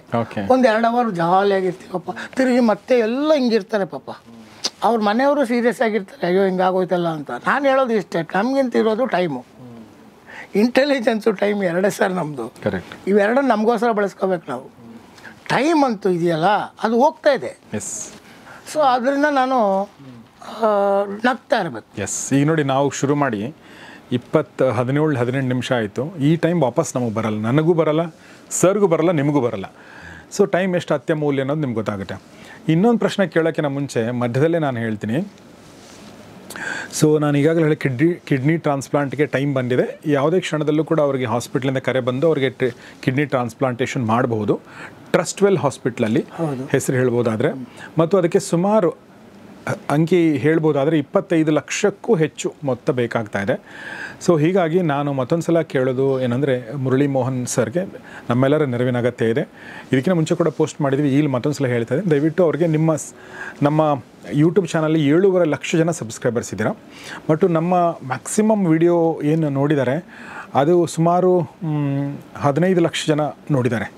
ಅಂದರೆ ಒಂದು 10 ಲಕ್ಷ ಜನರಿಗೆ ನಮ್ಮ ಯೂಟ್ಯೂಬ್ ಚಾನಲ್ ಪ್ರೆಸೆನ್ಸ್ ಇದೆ. ಆ 10 ಲಕ್ಷ ಜನರಲ್ಲಿ ಸುಮಾರು ಒಂದು 2 ಲಕ್ಷನೋ 3 ಲಕ್ಷನೋ 1 ಲಕ್ಷ ಜನ ಕೂಡ ಅವ್ರಿಗೆ ನಿಮ್ಮ ಕೈಲಾದಷ್ಟು ಕೊಟ್ಟರೆ ಖಂಡಿತ ಒಂದು ಸಬ್ಸ್ಟಾನ್ಷಿಯಲ್ ಅಮೌಂಟ್ ಆಗುತ್ತೆ ಅಂತ ನನಗನ್ಸುತ್ತೆ. ದಯವಿಟ್ಟು ಅದನ್ನು ಮಾಡಿ, ಇದು ನಮ್ಮ ಕರ್ತವ್ಯ ಅಂತ ನನಗನ್ಸುತ್ತೆ. ಮತ್ತು ಅದಕ್ಕೆ ಸಂಬಂಧಪಟ್ಟ ಎಲ್ಲ ಅಕೌಂಟ್ ಡೀಟೇಲ್ಸು ನನ್ನ ಡಿಸ್ಕ್ರಿಪ್ಷನಲ್ಲಿ, ಕಮೆಂಟ್ ಬಾಕ್ಸಲ್ಲಿ, ಕಮ್ಯುನಿಟಿ ಪೇಜಲ್ಲಿ ಎಲ್ಲ ಕೂಡ ಹಾಕಿರ್ತೀನಿ. ದಯವಿಟ್ಟು ಅದನ್ನು ಮಾಡಿ ಅಂತ ನಾನು ಮತ್ತೊಂದು ಸಲ ಕೇಳ್ಕೊಳ್ತಾ ಇದ್ದೀನಿ. ಸರ್, ಈಗ ವಾಪಸ್ ಬರೋದಾದರೆ, ನಿಮ್ಮ ಅಧ್ಯಾತ್ಮ ಅಂದರೆ ನೀವು ಒಬ್ಬ ಸ್ಪಿರಿಚುವಲ್ ಬೀಯಿಂಗ್. ನಾವು ಒಂದು ಸೀರೀಸ್ ಕೂಡ ಮಾಡಿದ್ವಿ, the big boss, real big boss ಅಂತ. ಅದು ಮಾಡಿ ಹಾಗೆ ಇಟ್ಟಿದ್ವಿ, ಅದಕ್ಕೊಂದು ಟೈಮ್ ಬರಲಿಲ್ಲ, ಹಾಗೆ ಇದೆ. ನಿಮ್ಮ ಈ ಸ್ಪಿರಿಚುವಲ್ ಸೆಲ್ಫ್ ಇದೆಯಲ್ಲ, ಅಂದರೆ ನಿನ್ನೆ ಒಂದು ಪುಸ್ತಕ ಓದ್ತಾ ಇದ್ದೆ, ಅದು ಒಂದು 4 ಪೇಜ್ ಓದ್ತಾ ನಂಗೆ ಏನು ಬಂತು ಅಂದರೆ, ಫಸ್ಟ್ ಪಾಠ ಕಲ್ಕೊಳ್ಳಿ, ನೀವು ಈ ದೇಹ ಅಲ್ಲ. 2ನೇ ಪಾಠ ಕಲ್ಕೊಳ್ಳಿ, ನೀವು ಈ ಮನಸ್ಸಲ್ಲ. 3ನೇದು ಏನು ಅಂತಂದರೆ, ನೀವು ಕೇವಲ ಅವೇರ್ನೆಸ್, ಈ ದೇಹ ಇದೆ, ಈ ಮನಸ್ಸಿದೆ ಅನ್ನೋ ಅವೇರ್ನೆಸ್ ಇದೆಯಲ್ಲ, ಅದು ನೀವು ಅಂತ. ಸಾಕ್ಷಿ ಪ್ರಜ್ಞೆ ಏನೋ ಅಂತಾರಲ್ಲ, ಅದು ಮಾತ್ರ ನೀವು ಅಂತ ಹೇಳಿ. ಸೊ ನಾನು ಇದನ್ನು ಯಾಕೆ ಹೇಳ್ತಾ ಇದ್ದೀನಿ ಅಂದರೆ, ನೀವು ಬಹುಶಃ ಇದನ್ನೆಲ್ಲ ತಿಳ್ಕೊಂಡಿರ್ತೀರ. ಸೊ ಇದು ನಿಮ್ಗೆ ಹೇಗೆ ಹೆಲ್ಪ್ ಆಗ್ತಾ ಇದೆ ಸರ್ ಈ ಟೈಮಲ್ಲಿ? ಮೇಜರ್ ನೋಡಿ, there is 4 challenge. Physical challenge, mental challenge. ಮೆಂಟಲಲ್ಲಿ emotion, it is a part of mind ಅಲ್ವಾ, ಎಮೋಷನ್ ಚಾಲೆಂಜ್. ಇದು ಎರಡಲ್ಲದೆ ಮೂರನೇದು ಇವಾಗ ನಾವು ಅಡ್ರೆಸ್ ಮಾಡ್ತಾ ಇರೋದು ಫಿನಾನ್ಷಿಯಲ್ ಚಾಲೆಂಜ್. ಈಗ ಫೈನಾನ್ಷಿಯಲ್ ಚಾಲೆಂಜನ್ನು ಹೆಂಗೆಂಗೋ ಮಾಡಬಾರ್ದು. ನಾವು ಹೆಂಗೆ ಓವರ್ಟೇಕ್ ಮಾಡ್ಕೊಂಡು ಹೋಗಿದ್ದೀನಿ, ಎರಡನ್ನೂ ಬಿಟ್ಟು ಫೈನಾನ್ಸಿಗೆ ಬಂದಿದ್ದೀನಿ ಅಂದರೆ taken for granted physical challenge will be taken care, taken for granted mental and emotional challenge will be taken care. ಯಾಕೆಂದರೆ ಅವೆರಡು ನನ್ನ ಕೈಲಿದೆ, ನಿಮ್ಮ ಕೈಲಿದೆ. ಕರೆಕ್ಟ್. ಆದ್ದರಿಂದ ನಾನು ಅದನ್ನು ಇದು ಕೇವಲ ನನ್ನ ಕೈನಲ್ಲಿ ಇಲ್ಲ. ಆದ್ದರಿಂದ ನಾನು ಇವತ್ತು ಇದನ್ನು ಇದು ಬಹಳ ಯೋಚನೆ ಮಾಡಿ ನಾನು ಬಂದಿದ್ದು ಬರೋಕ್ಕೆ 3 ದಿನ ಯೋಚನೆ ಮಾಡಿದ್ದೀನಿ, ಹೇಳಬೇಕಾ ಬೇಡ ಅಂತಲೇ. ಫಸ್ಟ್ ಆಫ್ ಆಲ್ ಅಯ್ಯೋ ಇದನ್ನು ಹೇಳಬೇಕಾ ಬೇಡ, ಏನೋ ಒಂದು 35-40 ವರ್ಷದಿಂದ ಒಂದು ಕಟ್ಕೊಂಡಿದ್ದು ಇಮೇಜು, ಅವ್ರು ಏನೇನೋ ಇಮೇಜ್ ಕಟ್ಕೊಂಡಿರ್ತಾರೆ. ಓ ಇವ್ರು ಇಂಥವ್ರು ಇಂತಿಂಥ ದೊಡ್ಡವ್ರ ಜೊತೆ ಕೆಲಸ ಮಾಡಿದ್ದಾರೆ, ಸೊ ಇಂತಿಂಥ ಇಷ್ಟು ಹಣವಂತರಾಗಿರ್ಬೋದು, ಇಷ್ಟು ಸ್ಥಿತಿವಂತರಾಗಿರ್ಬೋದು. ಸರ್ ನಾನೆಲ್ಲ 1 ಕೋಟಿ 2 ಕೋಟಿ ಕೇಳ್ತಿದ್ದೆ ಅಂದರೆ ಅದಕ್ಕೊಂದು ಮರ್ಯಾದೆ ಸರ್. ನಾ ಕೇಳ್ತಿರೋದು 25 ಲಕ್ಷದಿಂದ 30 ಲಕ್ಷ, which is not a big amount compare to people. ಬಹಳ ಜನಗಳಿಗೆ ಅದು ದೊಡ್ಡ ವಿಷಯನೇ ಅಲ್ಲ. ಸೊ ನನಗೆ ಅದೊಂದು ಇತ್ತು, ಎಲ್ಲೋ ಒಂದು ಕಡೆ ಇಷ್ಟು ದಿವಸ ಮಾಡ್ಕೊಂಡಿದ್ದು ಹೆಸರು ಎಲ್ಲ ಹೊಟ್ಟೋಗುತ್ತೆ ಅಂತ. ಸೊ ಹೆಸರು ಎಲ್ಲವೂ ಹೋಗುತ್ತೆ, ಇರಲ್ಲ. ಹೇಳಿದ್ರಲ್ಲ, ಈ ದೇಹ ನಂದಲ್ಲ, ಈ ಮನಸ್ಸು ನಂದಲ್ಲ, ಇದು ನಂದಲ್ಲ, ಇದು ಈ ಕ್ಷಣ ಇದೆಯಲ್ಲ ಇದು ಇಷ್ಟೇ ನಂದು. ಈ ಕ್ಷಣದಲ್ಲಿ ನಾನು ಮಾಡಬೇಕಾಗಿರೋದು ಅಂದರೆ ಇವನಿಗೆ ಸಪೋರ್ಟ್ ಮಾಡಬೇಕು. ಇವನು ನನಗೊಂದು 35-40 ವರ್ಷ ನಾನು ಹೇಳ್ದಂಗೆಲ್ಲ ದುಡಿದು ಕತ್ತೆ ಥರ ದುಡಿದು ನಿದ್ದೆ ಮಾಡಿದೆ, ದಿನಕ್ಕೆ 2 ಅವರ್ ನಿದ್ದೆ ಮಾಡ್ಕೊಂಡು ಕೆಲಸ ಮಾಡಿದ್ದಾನೆ. ನಾನು ಅವನಿಗೆ ಸರಿಯಾಗಿ ಊಟನೂ ಹಾಕಿಲ್ಲ, ಸರಿಯಾಗಿ ಅವನಿಗೆ ನಿದ್ದೆ ಕೊಟ್ಟಿಲ್ಲ, ರೆಸ್ಟ್ ಕೊಟ್ಟಿಲ್ಲ. ಆದರೂ ಇವನು ಒದ್ದಾಡ್ಕೊಂಡು ಕೆಲಸ ಮಾಡಿ ಮಾಡಿ ಮಾಡಿ ಮಾಡಿ ಇಬ್ಬರಿಬ್ಬರು ಇದ್ದಿದ್ದರಿಂದ ನೀನು ಮಾಡು ಅಂತ ಅವರೆಲ್ಲ ಮಾಡಿಕೊಂಡು ಕೊನೆಗೆ ಇಬ್ಬರೂ ಸುಸ್ತಾಗಿ. ಇಬ್ಬರು ಅಂದರೆ ಯಾರು? ಅದೇ ಒಂದು ಕಿಡ್ನಿ ಇನ್ನೊಂದು ಕಿಡ್ನಿ. ಓಕೆ. ಈ ಕಿಡ್ನಿ ಇಬ್ಬರು ಮಾಡಿದ್ರಲ್ಲ ಸರ್. ಈ ಹಾರ್ಟಲ್ಲಿ ಇವರಿಬ್ಬರು ಸಲಹೆ ಮಾಡಿದ್ರು, ಈ ಕಣ್ಣು ಇವರಿಬ್ಬರು ಮಾಡಿದ್ರು, ಈ ಕಿವಿ ಇವರಿಬ್ಬರು ಕೆಲಸ ಮಾಡ್ತಾಯಿದ್ರಲ್ಲ ಸರ್. ಬ್ರೈನಲ್ಲೂ ಬಲಗಡೆ ಎಡಗಡೆ ಇಬ್ಬರು ಕೆಲಸ ಮಾಡ್ತಿದ್ರು. ಇವರೆಲ್ಲರೂ ಕೆಲಸ ಮಾಡಿ ಮಾಡಿ ಸುಸ್ತಾಗಿ 18-19 ಇಸ್ವಿ ಇಷ್ಟದೆ ಪ್ರೆಸೆಂಟ್ ಸರ್ ಅಂದರು. ನಾನು ಇದೀನಪ್ಪ ನೋಡಪ್ಪ ಇಲ್ಲಿ ಅಂತ ಫಸ್ಟು ಹಾರ್ಟ್ ಹೇಳ್ತು. ನಾನು ಇದೀನಪ್ಪ, ನಿಂದು ಜಾಸ್ತಿ ಆಯಿತು, ಸ್ವಲ್ಪ ನನ್ನ ಕಡೆ ಗಮನ ಹರಿಸೋದು. ಆವಾಗ ನಾನು ಹರಿಸಿದಾಗ ನಾವೊಬ್ಬನೇ ಅಲ್ಲ, ನಾನು ಇದೀನಿ ಅಂತ ಕಿಡ್ನಿ ಹೇಳ್ತು. ಸೊ ಇವೆರಡಕ್ಕೂ ಮುಂಚೆ ಹೋಮ್ ಟೈಮಲ್ಲೇ ಪ್ಯಾಂಕ್ರಿಯಾಸ್ ಹೇಳಿತ್ತು ನಾನಿದ್ದೀನಿ ಅಂತ. ಡಯಾಬಿಟೀಸ್ ಅಲ್ಲೇ ಸ್ಟಾರ್ಟ್ ಆಗಿತ್ತು. So what is it means ಅಂದರೆ ಇದಕ್ಕೆ ಗೌರವ ಕೊಡಲಿಲ್ಲ ನಾನು. ಇದಕ್ಕೆ ನೀವು ಗೌರವ ಕೊಡಬೇಕು. ಇದೆಯಲ್ಲ ಸರ್, ಇದು ನಿಮಗೆ ಕೆಲಸ ಮಾಡ್ಕೊತಾ ಇರೋದು ಇದೆ. ನೀವು ಹೋಗ್ತಾ ಇರೋ ವೆಹಿಕಲನ್ನೇ ಎಷ್ಟು ಚೆನ್ನಾಗಿ ಒರೆಸಿ ಇದು ಮಾಡಿ ಅದಕ್ಕೆ ಆಯಿಲ್ ಹಾಕಿ ಎಲ್ಲ ನೋಡ್ಕೋತೀವಿ. ಇದನ್ನ ಯಾಕೆ ನಾವು ಹಂಗೆ ನೋಡ್ಕೊಳ್ಳಲ್ಲ? ಇದಕ್ಕೆ ಒಂದು ದಿನಕ್ಕೆ ಒಂದು ದಿನಕ್ಕೆ 10 ನಿಮಿಷನಾದರೂ 15 ನಿಮಿಷ ಆದರೂ ಇದನ್ನು ಪ್ರೀತಿಸ್ಬೇಕು. ಈ ಹೃದಯ ಹೇಳಬೇಕು, ನೀನು ನನಗೋಸ್ಕರ ಕಷ್ಟಪಡ್ತಿದ್ದೆ, ಥ್ಯಾಂಕ್ ಯು ವೆರಿ ಮಚ್. ಕಿಡ್ನಿಗೆ ಹೇಳ್ಬೇಕು, ಅರೆ ಏನು ಬ್ಯೂಟಿಫುಲ್ಲಾಗಿ ಕೆಲಸ ಮಾಡಿ. ಯಾಕೆಂದ್ರೆ ನಿಮ್ಗೆ ಹೊಗಳಿದ್ರೆ ಖುಷಿ ಆಗಲ್ವಾ, ನನಗೂ ಹೊಗಳಿದ್ರೆ ಖುಷಿ ಆಗಲ್ಲ, ಅದಕ್ಕೂ ಹೊಗಳಿದ್ರೆ ಖುಷಿ ಆಗುತ್ತಲ್ವಾ. ಯಾವತ್ತು ಹೊಗಳಿದ್ದೀವಿ ನಾವು? ಹೊಗಳಿಲ್ಲ ನಾವು.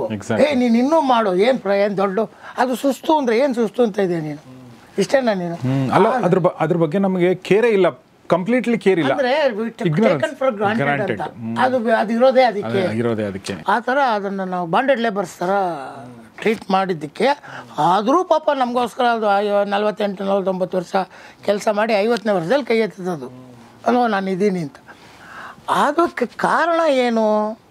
ನಮ್ಮದೇ ಆದ ಒಂದು ಪ್ಯಾಷನ್ನು, ಹುಚ್ಚುತನೋ, ಸಿನಿಮಾದಲ್ಲಿ ಇನ್ನೇನೋ ಮಾಡಿ. ಹಾಗಾದ್ರೆ ನೀವು ಇನ್ನೊಂದು ಪ್ರಶ್ನೆ ಕೇಳ್ಬೋದು, ಅದೇ ಥರ ನಿಮ್ಮ ಜೊತೆಲಿ ಎಷ್ಟೋ ಜನ ಕಷ್ಟಪಟ್ಟರು, ಅವ್ರಿಗೆಲ್ಲ ಯಾಕೆ ಬರಲಿಲ್ಲ, ನಿಮಗೆ ಯಾಕೆ ಬಂತು? ಅವ್ರಿಗೂ ಬರ್ಬೋದಾಗಿತ್ತಲ್ಲ. ಇಲ್ಲ, ಪಾಸಿಟಿವ್ ಮತ್ತು ನೆಗೆಟಿವ್ ಅಂತ ಎರಡಿದೆ. ಸಕ್ಸಸ್ ನಿಮ್ಗೆ ಆಗ್ತಾಯಿದ್ರೆ ನಿಮ್ಮ ದೇಹದ ಮೇಲೆ ಆಗುವ ಪ್ರಹಾರ ಯಾವುದೂ ಸಮಸ್ಯೆ ಆಗಲ್ಲ, ಅದು ಎಂಜಾಯ್ ಮಾಡ್ತಾ ಇರುತ್ತೆ. ನಿಮ್ಮ ಸಕ್ಸಸ್ಸನ್ನು ಎಂಜಾಯ್ ಮಾಡುತ್ತೆ. ಒಂದೊಂದು ಜೀವಕೋಶಗಳು ಕುಣಿತಾ ಇರುತ್ತೆ ನಿಮಗೆ ಸಕ್ಸಸ್ ಬರ್ತಾ ಇದ್ದಾಗ. ಒಂದೊಂದು ಜೀವಕೋಶಗಳು ಎಂಜಾಯ್ ಮಾಡುತ್ತೆ.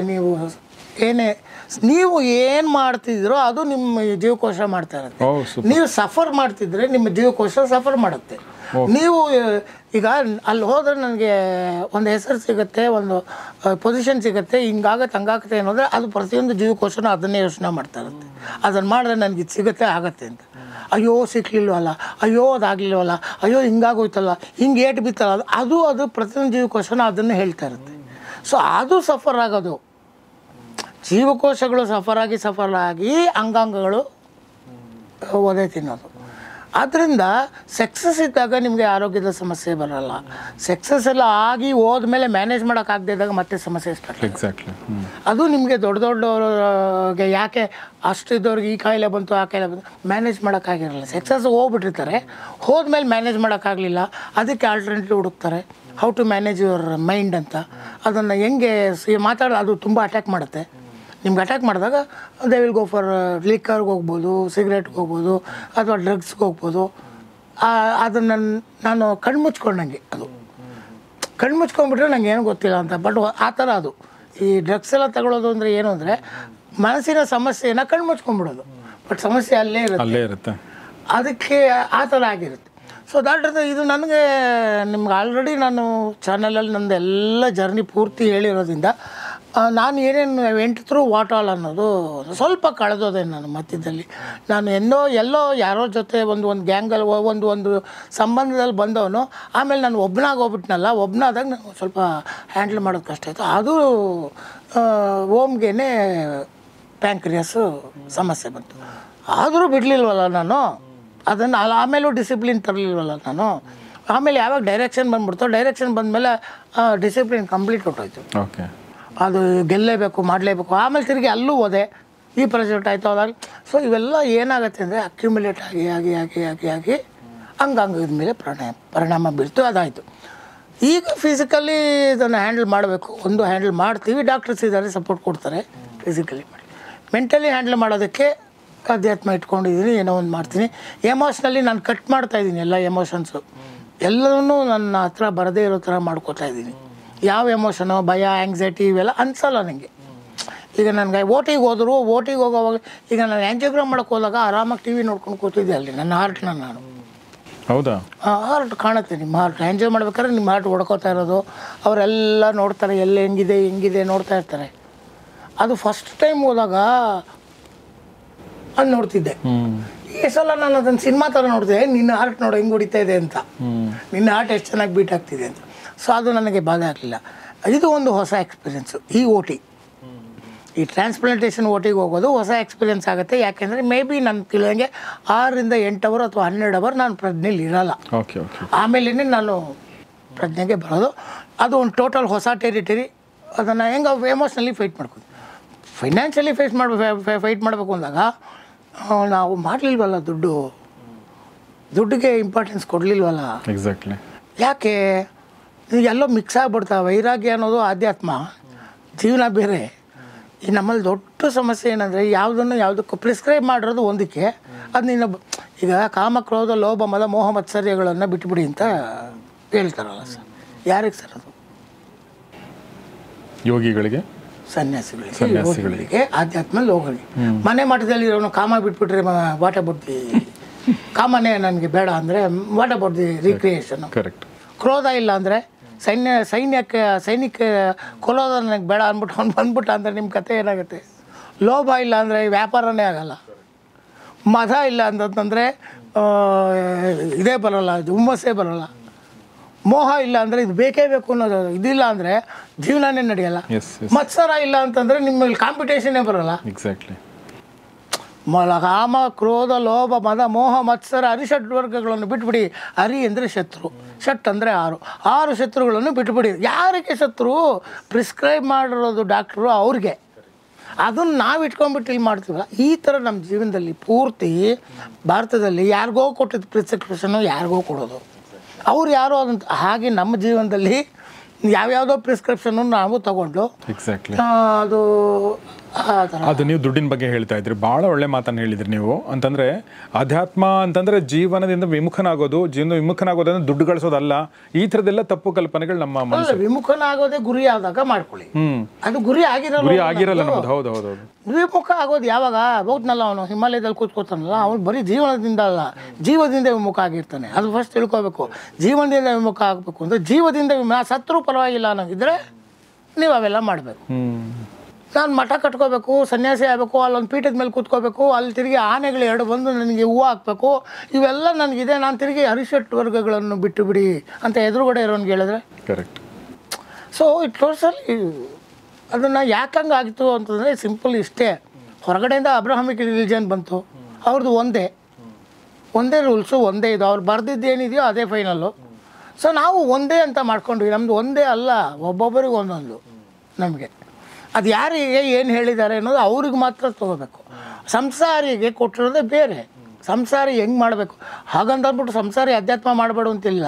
ಅಧ್ಯಾತ್ಮವನ್ನೇ ಹೊತ್ಕೊಂಡು ಓಡಬೇಡ ನೀನು, ಇದನ್ನು ಮಾಡು, ಜೊತೆಗೆ ಅದನ್ನು ಮಾಡು. ಒಂದು ಅಂತ 60 ಆದಮೇಲೆ 55 ಆದಮೇಲೆ ನಿಂಗೆ ಅನಿಸುತ್ತೆ ಅಯ್ಯೋ ವೇಸ್ಟ್ ಮಾಡಿಬಿಟ್ಟೆ ಜೀವನ ಅಂತ ಅನ್ಸುತ್ತೆ. ಅದು ನೀವು ಸಂಸಾರ ಜೀವನ ನಡೆಸಿದ್ರು ಅನಿಸುತ್ತೆ, ನಡೆಸಲಿಲ್ಲ ಅಂದ್ರೂ ಅನಿಸುತ್ತೆ. 60ಅಲ್ಲಿ ನಡೆಸಲಿಲ್ಲ ಅಂದ್ರೆ ಅಯ್ಯೋ ನಾನು ಇದು ಮಾಡಲಿಲ್ವಲ್ಲ ಅನಿಸುತ್ತೆ. ನಡೆಸಿದ್ರೆ ಇಷ್ಟಕ್ಕೋಸ್ಕರ ಇಷ್ಟು ಮಾಡೋದನ್ನ ಅನಿಸುತ್ತೆ. 60 ಆದಮೇಲೆ ನಿಮ್ಗೊಂದು ಬೇಕು. ಬಿಕಾಸ್ ಫಿಸಿಕಲಿ ಏನು ಕಾಮ, ಕ್ರೋಧ, ಲೋಭ, ಮನ, ಮೋಹ ಎಲ್ಲ ಹೋಗಿರುತ್ತೆ. ಆವಾಗ ನೀವು ಸಾಧನೆ ಮಾಡೋಕ್ಕೆ ಏನು ಬೇಕೋ ಅದನ್ನು ಮಾಡ್ಕೋಬೋದಲ್ಲ. ಸೊ ಎಸ್ ಸರ್, ನಾವು ನೀವು ನಂದು ಸಮಸ್ಯೆ ಇದೇನೆ. ಮಾತು ಶುರು ಮಾಡಿದ್ರೆ ಸಬ್ಜೆಕ್ಟ್ ಬಿಟ್ಟೆಲ್ಲ ಹೋಗ್ತಿರ್ತೀನಿ. ಬಟ್ ಅದೇ ನನಗೆ ಅದೇನು ಹೇಳಿದ್ದು, ನನಗೆ ಈಗ ಕ್ರೈಸಿಸ್ ಇದೆ. ಈಗ ಇವತ್ತು ರಾತ್ರಿ ಕೂಡ ಕರಿಬೋದು, ನಾಳೆ ಕೂಡ ಕರಿಬೋದು. ಮೊನ್ನೆ ಒಂದು ದಿವಸ ಬೆಳಗ್ಗೆ ಫೋನ್ ಮಾಡಿಬಿಟ್ಟು ಸರ್ ಇವತ್ತೊಂದು ಚಾನ್ಸ್ ಇದೆ, ಒಬ್ಬ ಹುಡುಗ 32 ವರ್ಷದ ಹುಡುಗ ಇದ್ದಾನೆ, ಕೋಮಾಗಿ ಹೋಗ್ಬಿಟ್ಟಿದ್ದಾನೆ. ಸೊ ನಮಗೆ ಮೆಸೇಜ್ ಬಂದಿದೆ ಸರ್ ಕೋರ್ಟಿಂದ, ಬಿ ರೆಡಿ ಅಂದರು. ಓಕೆ. ಅದು ಒಂದು ದಿನ ಒಂದು ಸಖತ್ ಎಕ್ಸ್ಪೀರಿಯನ್ಸ್ ನನಗೆ. ಬೆಳಗಿನ ಸಂಜೆವರೆಗೂ preparation sir. Okay, mentally prepare ಆಗಬೇಕಲ್ಲ. ಆಗಬೇಕಲ್ಲ, ಏನಾಗಬೇಕು, ಏನು ಮಾಡಬೇಕು, ಹೌದು ನಾಳೆಯಿಂದ ಏನು, ಅಲ್ಲಿ ಹೆಂಗಿರ್ಬೋದು, ಇದು ಮಾಡಿಸ್ಕೊಳ್ಳೋದು ಓಕೆನಾ ಬೇಡವಾ, ಇದು ಬೇರೆ ಸ್ಟಾರ್ಟ್ ಆಗುತ್ತೆ. ಇದೆಲ್ಲ ಬಂದು ರಾತ್ರಿ ನಾನು ಅವರು ತಗೊಂಡ್ರು, ನಮ್ಮ ಬ್ಲಡ್ ತಗೊಂಡ್ರು. ಬೆಂಗಳೂರಲ್ಲಿ ಒಂದೇ ಜಾಗ ಇರೋದು ಇಂದ್ರನಗರಲ್ಲಿ, ಅಲ್ಲೋಗಿ ಬ್ಲಡ್ ಕೊಟ್ಬಿಟ್ಟು ಬಂದ್ಬಿಡಿ ಅಂದರು. 10:45ಗೆ ಫ್ಯಾಮಿಲಿಯವರಿಗೆ ಕೌನ್ಸಿಲಿಂಗ್ ಮಾಡಿ ಒಪ್ಸೋಕ್ಕೆ ಲೇಟ್ ಆಯ್ತಂತೆ. ಅವ್ರು ಒಪ್ಪಲಿಲ್ವಂತೆ. ಅವ್ರಿಗೆ ಏನೋ ಅಯ್ಯೋ ನಮ್ಮ ಹುಡುಗನಿಗೆ ಈ ವಯಸ್ಸಲ್ಲಿ ಹಿಂಗೆ ಆಗೋಯ್ತು, ಅವನ್ನ ಪೀಸ್ ಮಾಡಬೇಕಾ ಅಂತ ಅವ್ರನ್ನ ಕನ್ವಿನ್ಸ್ ಮಾಡಿ ನಿಮ್ಮಿಂದ ಒಂದು 6 ಜನ ಬದುಕ್ತಾರೆ. ಆ ಹುಡುಗ ಹೆಂಗಿದ್ರೂ ಬದುಕಲ್ಲ, ಬಟ್ ಅವನು ಹಾರ್ಟು, ಅವ್ನು ಲಿವರು, ಒಂದು 2 ಕಿಡ್ನಿ, 2 ಕಣ್ಣು ಅಂತ ಕೊಟ್ಟರೆ 6 ಬೇರೆ ಬೇರೆ ಜನ ಬದುಕ್ತಾರೆ. So don't be fool. ಇದು ಹೆಂಗಿದ್ರು ಬೆಂಕಿಗೆ ಹಾಕ್ತೀರಾ ಇಲ್ಲ ಮಣ್ಣಿಗೆ ಹಾಕ್ಬಿಡ್ತೀರಾ. ಅಟ್ಲೀಸ್ಟ್ ಇವಾಗ ಅವನು ಇದನ್ನು ಕನ್ವಿನ್ಸ್ ಮಾಡಲಿಕ್ಕೆ ಟುಕ್ ಟೈಮ್ ಅಂತೆ ಅವ್ರಿಗೆ. 7:30 ಆಯ್ತಂತೆ ಅವ್ರಿಗೆ. ಯಾಕೆಂದರೆ ನಮ್ಮಲ್ಲಿ ಇನ್ನೊಂದಿದೆ, ಅಂಗಾಂಗ ಏನಾದ್ರು ಕಟ್ ಮಾಡಿಬಿಟ್ರೆ ಮುಕ್ತಿ ಸಿಗಲ್ಲ, ಮೋಕ್ಷ ಸಿಗಲ್ಲ. ಹಾಗೆ ಮೋಕ್ಷ ಮುಕ್ತಿ ಎಲ್ಲ ನಮ್ಗೆ ಯಾರಿಗೂ ಸಿಗಲ್ಲ, ಅದು ಬೇರೆ ಸಬ್ಜೆಕ್ಟ್. ಅದೊಂದಿನ ಮಾತಾಡೋಣ ಬೇಕಾದ್ರೆ. ಮೋಕ್ಷ ಅನ್ನೋದು ಸಿಗಬೇಕು ಅಂದಾಗ ಅದು ಬೇರೆ. ನಾನು ಇದನ್ನು ಬಿಡಬೇಕು, ಅವನು ಬಿಟ್ಟಿರಬೇಕು. ಅವನು ಬಿಟ್ಟಿಲ್ಲ, ಅದು ಹೋಗಿರೋದು ಎಕ್ಸಾಕ್ಟ್ಲಿ ಅಲ್ಲಿ. ಸೊ ಆಮೇಲೆ ಅವ್ರು 7 ಗಂಟೆಗೇನೋ ಒಪ್ಪಿದ್ದಕ್ಕೆ ನಮ್ಗೆ 10:45, 11 ಗಂಟೆಗೆ ಕಳಿಸಿದ್ರು. ನಂತರನೇ ಅಲ್ಲೊಂದು 6-7 ಜನ ಪಾಪ ಕ್ಯೂಲಿದ್ರು. ಒಂದು ಹಾರ್ಟ್ ಅವ್ರು ಯಾರೋ ಬಂದಿದ್ದರು, ಅವ್ರಿಗೇನು ಟ್ರಾನ್ಸ್ಪ್ಲಾಂಟೇಷನ್ ಅಂತ. ಅಲ್ಲಿ ಅವ್ರನ್ನ ಹುಡುಗನ ಬ್ಲಡ್ಡು ಬಂದಿತ್ತು. ಅದನ್ನು ಕ್ರಾಸ್ ಮ್ಯಾಚ್ ಮಾಡ್ತಾರೆ, 6000 ರೂಪೀಸ್ ಅದಕ್ಕೆ. ಅದು 8 ಅವರ್ಸ್ ಅವರು ಅದನ್ನು ಟೆಸ್ಟ್ ಮಾಡ್ತಾರೆ. 8 ಅವರ್ ಟೆಸ್ಟ್ ಆದಮೇಲೆ ಅವರು ಇದು ಮ್ಯಾಚ್ ಆಗಿದೆ ಅಂತ ಹೇಳ್ತಾರೆ. ಅವರು ಕ್ರಾಸ್ ಮ್ಯಾಚ್ ಮಾಡಿ. ಓಕೆ. ಅದನ್ನು ನಂದು ಮ್ಯಾಚ್ ಆಯಿತು, ನಿಮ್ಮದು ಮ್ಯಾಚ್ ಆಯಿತು, ನಂದು ಮ್ಯಾಚ್ ಆಗೋಯ್ತು. ಸೊ ಆಮೇಲೆ ಏನಾಯಿತು ಅಂದರೆ ಇನ್ನಿಬ್ಬರು 3 ಜನ 4 ಜನ ಸೀನಿಯರ್ ಇದ್ರಲ್ಲ, ಅವರಲ್ಲಿ ಒಬ್ಬರಿಗೆ ಅದು ಅಲಾಟ್ ಆಯಿತು, ನಿಮ್ಗೆ ನೆಕ್ಸ್ಟ್ ಟೈಮ್ ಆಗುತ್ತೆ ಅಂತ ನನಗೆ ಹೇಳಿದ್ರು. ಕ್ಲೈಮ್ಯಾಕ್ಸು ರಾತ್ರಿ ಪೂರ್ತಿ ನಿದ್ದೆ ಇಲ್ಲ. ಅವನು ಏನಂದ ಅಂದರೆ, ನೀವು ಮಲ್ಕೊಂಡಿರಿ ಸರ್, ನಾನು ನಿಮ್ಮ ರಾತ್ರಿ ಎಬ್ಬಿಸ್ತೀನಿ. ಅಕಸ್ಮಾತ್ ನಿಮಗೆ ಅಲಾಟ್ ಆಗ್ಬಿಟ್ರೆ ನಾನು 1 ಗಂಟೆ 2 ಗಂಟೆಗೆ ಎಬ್ಬಿಸ್ತೀನಿ. ಅವರು ರಾತ್ರಿನೇ ಮಾಡೋದು. ಅಂದ್ರೆ ಅವರು ಸೀನಿಯರ್ ಅವರಿಗೆ ಅಲಾಟ್ ಆಗದೇ ಇದ್ರೆ ನಿಮಗೆ ಬರ್ತಿತ್ತು ಅಂತ. ಮ್ಯಾಚ್ ಆಗದೇ ಇದ್ರೆ ಅಕಸ್ಮಾತ್ ಏನೋ ಕಾರಣ ಹೇಳಿ ದುಡ್ಡಿಲ್ಲ, ಅಥವಾ ನನಗೆ ಆರೋಗ್ಯ ಇವತ್ತು ಚೆನ್ನಾಗಿಲ್ಲ, ಅಥವಾ ನನಗೆ ಬೇಡ ಇವಾಗ ಅಂತ ಕೆಲವರು ಟೇಬಲ್ ಬಂದು ಓಡೋಗ್ಬಿಡ್ತಾರಂತೆ. ಟೇಬಲ್ ಹತ್ರಕ್ಕೆ ಬಂದು ಓಡೋಗ್ಬಿಡ್ತಾರಂತೆ. Okay. Because so many wrong information ಬಂದಿರುತ್ತೆ ಅವ್ರಿಗೆ. ಕರೆಕ್ಟ್. ಅವ್ರು ಯಾರಿಗೋ ಟ್ರಾನ್ಸ್ಪ್ಲಾಂಟೇಷನ್ ಆಯಿತು, ಅವರು 6 ತಿಂಗಳಲ್ಲಿ ಹೋಗ್ಬಿಟ್ರು ಅಂತ ಯಾರೋ ಆ ಟೈಮಲ್ಲಿ ಕಿವಿಗೆ ಹಾಕ್ಬಿಟ್ರೆ ಹೆದರ್ಬಿಡ್ತಾನೆ ಅವ್ನು ಬರೋಲ್ಲ. ಅದಕ್ಕೆ ಇವ್ರು ಏನು ಮಾಡ್ತಾರೆ, 4-5 ಜನ ಕರೆಸಿರ್ತಾರೆ. ಓಕೆ ಸರ್, ಈಗ 2 ಪಾಯಿಂಟ್ ಇದರಲ್ಲಿ ತುಂಬ ಇಂಪಾರ್ಟೆಂಟ್ ಇದೆ. ಒಂದೇನೆಂದರೆ, ನಾನು 2ನೇ ಪಾಯಿಂಟು ಮಾತಾಡ್ತೀನಿ. ಯಾವುದಂದರೆ, ಈ ಆರ್ಗನ್ ಡೊನೇಷನ್ ಬಗ್ಗೆ ಮಾತಾಡಬೇಕು ಸರ್. ಅಂದರೆ ಒಬ್ಬ ವ್ಯಕ್ತಿ ಈ ಥರ ಬ್ರೈನ್ ಡೆಡ್ ಆಗಿರೋವಂಥ ವ್ಯಕ್ತಿ ಅವನ ಅಂಗಾಂಗ ದಾನ ಮಾಡಿದರೆ ಎಷ್ಟು ಜನ ಬದುಕೋತಾರೆ ಅನ್ನೋದು ತುಂಬ. ನಿಮಗೆ ಒಂದು ವಿಚಿತ್ರ ಅನ್ನಿಸ್ಬೋದು, ಅಥವಾ ಫೂಲಿಶ್ ಅನ್ನಿಸ್ಬೋದು, ಅಥವಾ ಏನು ಹಿಂಗೆ ಮಾಡ್ತಿದ್ದಾರೆ ವಿಕೃತನ ಅನಿಸ್ಬೋದು. ಪಹಲ್ಗಾಮ್ ಅಟ್ಯಾಕ್ ಆಯ್ತು ಗೊತ್ತಲ್ಲ ಸರ್, 5 ಜನ ಅಟ್ಯಾಕ್ ಮಾಡಿದ್ರಲ್ಲ.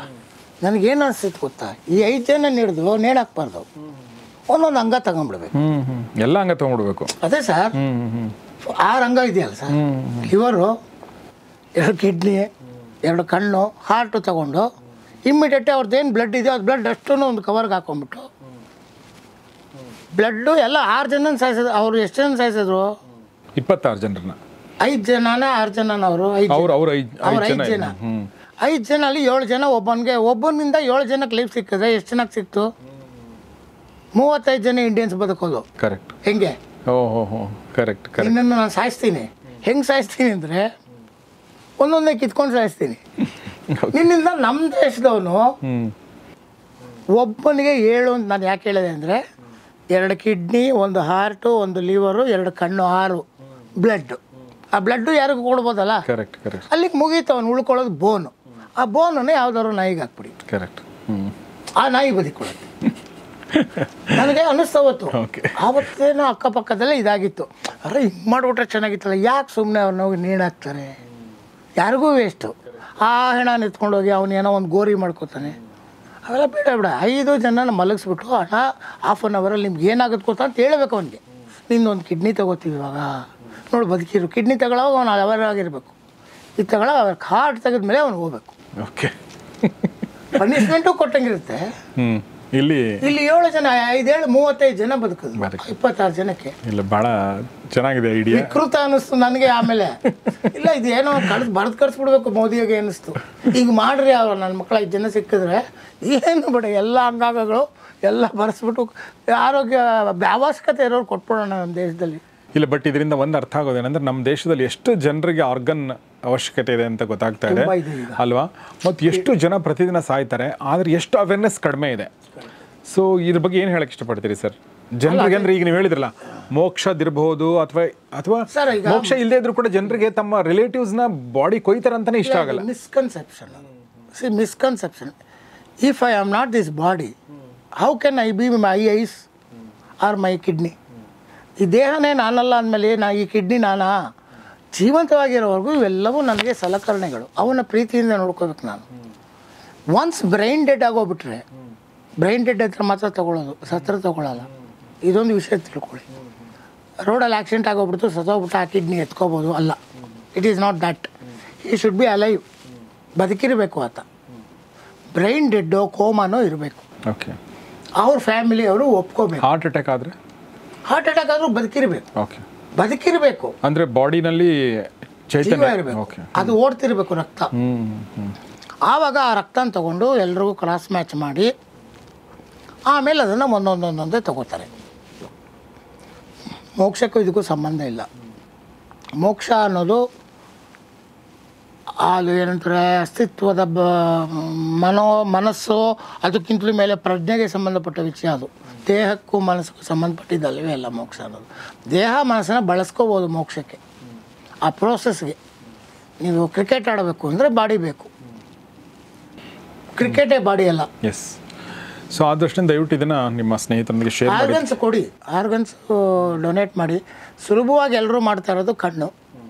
ಅದು ಈವನ್ ಡೆಡ್ ಆದಮೇಲೂ ವಿತಿನ್ ಸಮ್ ಟೈಮಲ್ಲಿ ತಗೊಂಡು ಅದನ್ನು ಯೂಸ್ ಮಾಡ್ಬೋದು. ಲಿವರ್, ಕಿಡ್ನಿ ಮಾತ್ರ ಇವತ್ತು ನನಗೆ ತಿಳಿದ ಮಟ್ಟಿಗೆ ಮೇಜರ್ ಮೇ ಬಿ ಇನ್ನೊಂದು 5-6 ವರ್ಷದಲ್ಲಿ it's going to be a major problem in India. ಎಲ್ಲರೂ ಮಾತ್ರೆ ತಿಂತಾಯಿದ್ದೀವಿ, ಎಲ್ಲರೂ ಮಾತ್ರೆ ಕೊಡ್ತಾಯಿದ್ದಾರೆ, ಎಲ್ಲ ಅಲ್ಲಿಗೆ ಹೋಗ್ತಾರೆ. ಏನು ನಿಮ್ಗೆ ಅಲ್ಲೇನಾದ್ರು ಅಡ್ವಾನ್ಸ್ ಆಗಿ ಆರ್ಟಿಫಿಷಿಯಲ್ ಕಿಡ್ನಿ ಬಂದು ಹಾಕೋದು ಇದನ್ನು ಮಾಡ್ತಾರೆ, ಹಂಗೇನೇನೋ ಮಾಡ್ತಾರೆ. ಬಟ್ ಕಿಡ್ನಿ ಪ್ರಾಬ್ಲಮ್ ಇಲ್ಲಿ ಬಿಕಮ್ ಡಯಾಬಿಟಿಸ್ ಥರ ಆಗ್ಬಿಡುತ್ತೆ. S S. ಸೊ ಅದನ್ನು ದಯವಿಟ್ಟು ಗಮನಿಸಿ ಅಂತ ಕೇಳ್ಕೊಳ್ತೀನಿ. ಈಗ ಫೈನಲ್ ಆಗಿ ಸರ್, ಇದು ನಿಮ್ಮ ಏನು ಹೇಳಿ, ನೀವು ಸುಮಾರು 35-40 ವರ್ಷಗಳಿಂದ ಚಿತ್ರರಂಗದಲ್ಲಿದ್ದೀರಾ? 35 ವರ್ಷ ಆಯಿತು ಸರ್. 36 ಆಯಿತು. 36 ವರ್ಷಗಳ ಚಿತ್ರರಂಗದ ಭಾಗ ಆಗಿದ್ದೀರಿ. ಅಸಿಸ್ಟೆಂಟು, ಅಸೋಸಿಯೇಟು, ಕೋ ಡೈರೆಕ್ಟರು, ರೈಟರು, ಡೈರೆಕ್ಟರು, ಆ್ಯಕ್ಟರು, ಸಿಂಗರು, ಮ್ಯೂಸಿಕ್ ಡೈರೆಕ್ಟರು ಮತ್ತು ಒಂದು ದೊಡ್ಡ ಒಂದು ತಂಡದ ಒಂದು ಸದಸ್ಯ ಮತ್ತು ಒಳ್ಳೆಯ ಸಿನಿಮಾಗಳ ಹಿಂದಿರುವಂಥ ಒಂದು ಶಕ್ತಿ, ಸ್ವತಃ ನಿರ್ದೇಶನ ಮಾಡಿದಂಥ ವ್ಯಕ್ತಿಯಾಗಿ ಚಿತ್ರರಂಗ ಈಗ ನಿಮ್ಮ ಒಂದು ಮನೆ ಅದು. ಸೊ ಹೀಗಾಗಿ ಸಾಮಾನ್ಯ ಜನರ ಮನಸ್ಸಲ್ಲಿ, ಅಂದರೆ ನಮ್ಮಂಥ ಸಾಮಾನ್ಯ ಜನರ ಮನಸ್ಸಲ್ಲಿ ಬರುವಂಥ ಪ್ರಶ್ನೆ, ಅವರು ನಿಮ್ಮನ್ನು ಹೇಗೆ ಸ್ಪಂದಿಸ್ತಾ ಇದ್ದಾರೆ, ನಿಮ್ಮ ಸ್ನೇಹಿತರು ಹೇಗೆ ಸ್ಪಂದಿಸ್ತಾ ಇದ್ದಾರೆ, ಅದೊಂದು ಪ್ರಶ್ನೆ. ದಯವಿಟ್ಟು ಅದನ್ನು ಚಿತ್ರರಂಗ ಮೊದಲು ಮಾತಾಡಬೇಕು ಅಂದರೆ, ಚಿತ್ರರಂಗ ಅಂದರೆ ಏನು ನಿಮಗೆ? ಚೇಂಬರು, ಮಾತೃ ಸಂಸ್ಥೆ, ನಮಗೆ ನಿರ್ದೇಶಕರ ಸಂಘ, ಸರ್ಕಾರಕ್ಕೂ ನಮಗೆ ಕೊಂಡಿಯಾಗಿರೋದು ಚಲನಚಿತ್ರ ಅಕಾಡೆಮಿ. ಇದು 3 ನಮಗೆ ಎಕ್ಸಾಕ್ಟ್ಲಿ ಇರೋದು. ಇದು ಬಿಟ್ಟರೆ ಆರ್ಟಿಸ್ಟ್ಗಳು, ಹೀರೋಗಳು, ಇನ್ನು ಮಿಕ್ಕಿದವ್ರು ಬಿಡಿ ಎಲ್ಲ ನಮ್ಮ ದೋಣಿಲೇ ಇದ್ದಾರೆ. ಕ್ಯಾಮ್ರಾಮೆನ್ಗಳು ಇನ್ಯಾರು ತಗೊಂಡ್ರೆ ಎಲ್ಲ ನಮ್ಮ ದೋಣಿಲಿದೆ. ಚೇಂಬರ್ಗೆ ನಾನು ಲೆಟ್ರು ಕಳಿಸ್ಕೊಟ್ಟಿದ್ದೆ. ಚೇಂಬರಲ್ಲಿ ಏನು ಹೇಳಿದ್ರು ಅಂದರೆ, chamber is for producers exhibitors and distributors ಅವರಿಗೆ ಮಾತ್ರ ಚೇಂಬರ್ ಇರೋದು. They are the members. ನಾವು ಅದರ ಅಂಗಸಂಸ್ಥೆ ಅಷ್ಟೇ, ಅಸೋಸಿಯೇಟ್ ಮೆಂಬರ್, ಸಂಘ ಅಸೋಸಿಯೇಟ್ ಮೆಂಬರ್ ನಾವಲ್ಲ. ನಿರ್ದೇಶಕರ ಸಂಘ ಅಫಿಲಿಯೇಟ್ ಆಗಿದೆ ಹೊರತು ಆ ಮೆಂಬರ್ಸ್ ಅಲ್ಲ. ಸೊ ಅದರಿಂದ ನಮಗೋಸ್ಕರ ಅವ್ರು ಏನಾದ್ರು ಕೊಡೋದು ಅನ್ನೋದು ಅವ್ರ ಬೈಲಲ್ಲಿ ಇಲ್ಲವಂತೆ, ಅದನ್ನೊಂದು ಹೇಳಿದ್ರು ಅವರು. ಆದರೆ ಅವ್ರು ನನಗೊಂದು ಅಶ್ಯೂರ್ ಮಾಡಿದ್ರು, ಅಕಾಡೆಮಿಯಿಂದ ಒಂದು ಮಾಡ್ಬೋದು, 75,000 ಕೊಡ್ತಾರೆ ಅಕಾಡೆಮಿಯಿಂದ ಅಂತಂದ್ಬಿಟ್ಟು ಹೇಳಿದ್ರು. ನಾನು ಅಕಾಡೆಮಿಲಿ ಸಾಧು ಕೋಕಿಲ ನಮ್ಮ ವಿಷಲ್ ಮಾಡಿದವರಿಂದ ಫೋನ್ ಮಾಡಿದೆ. ಸಾಧು ಕೋಕಿಲಾಗೆ ಎಲ್ಲನೂ ಹೇಳಿದೆ. ಇನ್ನೊಂದು ವಿಷಯನೂ ಹೇಳಿದೆ ಸಾಧು ಕೋಕಿಲಾಗೆ. ಸಿದ್ದರಾಮಯ್ಯನವರು ನಮ್ಮ ಮುಖ್ಯಮಂತ್ರಿಗಳು ಅವ್ರಿಗೆ ಸ್ವಲ್ಪ ಹತ್ತಿರ ಇದ್ದಾರೆ. ಮುಖ್ಯಮಂತ್ರಿಗಳು ಮನಸ್ಸು ಮಾಡಿದ್ರೆ ಅವರೊಂದಷ್ಟು ಅಮೌಂಟ್ ಕೊಡಬಹುದು, ಅದನ್ನು ಹೇಳಿದೆ. ಅವ್ರು ನಾನೆಲ್ಲ ಪ್ರಯತ್ನ ಮಾಡ್ತೀನಿ ಅಂದರು. ಅಕಾಡೆಮಿಗೆ 75,000ಕ್ಕೆ ಬಿಲ್ ಕೊಡಿ, ಅದು ಇದೊಂದೆಲ್ಲ ಒಂದು ಪ್ರೋಸೆಸ್ ಅದೇನೋ ಮಾಡ್ತಾಯಿದ್ದೀನಿ. ಅದು ಅಲ್ಲಿ ಅಷ್ಟಿದೆ. ಚೇಂಬರಿಂದ ಇಷ್ಟೇ. ನಿರ್ದೇಶಕರ ಸಂಘದ ಹತ್ರ as it is they don't have money, ಅವ್ರ ಹತ್ರ ಅಷ್ಟು ಹಣ ಇಲ್ಲ. ಇನ್ನು ಆರ್ಟಿಸ್ಟ್ಗಳ ಲೆಕ್ಕದಲ್ಲಿ ತೊಗೋಬೇಕಂದ್ರೆ ನನ್ನ ಸ್ಕೂಲ್ ಬಂದು ಉಪೇಂದ್ರ ಸ್ಕೂಲು. ಉಪೇಂದ್ರ ಎಲ್ಲ ಗೊತ್ತು, ನನ್ನ ಬಗ್ಗೆ ಪೂರ್ತಿ ಗೊತ್ತಿರೋದ್ರಿಂದ ಅವರು ಒಂದು ಅಮೌಂಟ್ ಕೊಟ್ಟಿದ್ದಾರೆ. ಅದೆಷ್ಟು ಅಂತ ನಾನು ಹೇಳಲಿಕ್ಕೆ ಇಷ್ಟಪಡಲ್ಲ. ಅವ್ರು ಏನು ಸರಿ ಅಂದ್ಕೊಂಡ್ರು ಅಥವಾ ಅವ್ರ ಕೇಳಿ ಇವಾಗ ಏನಿದೆಯೋ ಅದನ್ನು ನಾನು ಕೊಟ್ಟಿದ್ದಾರೆ. ಗುರುಕಿರಣ್ ಕೊಟ್ಟಿದ್ದಾರೆ. ಸುದೀಪ್ ಹತ್ರ ಟಚ್ ಮಾಡಿದ್ದೀನಿ. ಅವರು ಹೇಳಿದಾರಂತೆ ಅವರ ಸೊಸೈಟಿಗೆ. ಅವರು ನಾನು ಸುದೀಪ್ ಒಂದು 2-3 ವರ್ಷ ಪ್ರತಿದಿನ ಒಟ್ಟಿಗಿದ್ದವರು. ಸೊ ಅದು ನೀವು ಯೋಚನೆ ಮಾಡಿದೆ, ಕೇಳಬೇಕಂತ ಇಲ್ಲ. ಆಮೇಲೆ ಅಲ್ಲಿ ಶ್ರೀರಾಮ್ ಅಂತಿದ್ರು, ನಮ್ಮ ಚಂದ್ರಚೂಡು ಅವರೆಲ್ಲ they have spoken to him. ಅದೊಂದು ಅವ್ರು ಏನು ಮಾಡ್ತಾರೆ ಗೊತ್ತಿಲ್ಲ, ಮಾಡೋಣ ಏನಾರು ಮಾಡೋಣ ಅಂತ ಹೇಳಿದಾರಂತೆ. ಬಟ್ ವಿನೋದ್ ರಾಜ್ ಅವ್ರಿಗೆ ಕೇಳಿದ್ವಿ, ಅವರೇನೋ ಮಾಡ್ತಿದ್ದಾರೆ, ವಿನೋದ್ ರಾಜ್ ಅವ್ರಿಗೆ ಅವರು ಚಾರಿಟಿ ಮಾಡ್ತಿದ್ದಾರೆ ಅಂತ ಹೇಳಿದ್ರು. ಇದಿಷ್ಟು ಏನಂದರೆ ಚಾನಲ್ಗಳಲ್ಲಿ ಇವಾಗ ಎಲ್ಲ ಕಡೆ ಬಂದು ನಾನು ಮಾತಾಡ್ತಾ ಇರೋದ್ರಿಂದ ಒಂದಷ್ಟು ಹಣಗಳು ಬರ್ತಾಯಿದೆ, ಹಣ ಪಾಸ್ ಆಗ್ತಿದೆ. ಅದು ದೊಡ್ಡ ಅಮೌಂಟ್ ಅಲ್ಲ, ಆದರೆ ನನಗೆ ಭಾಳ ದೊಡ್ಡದದು.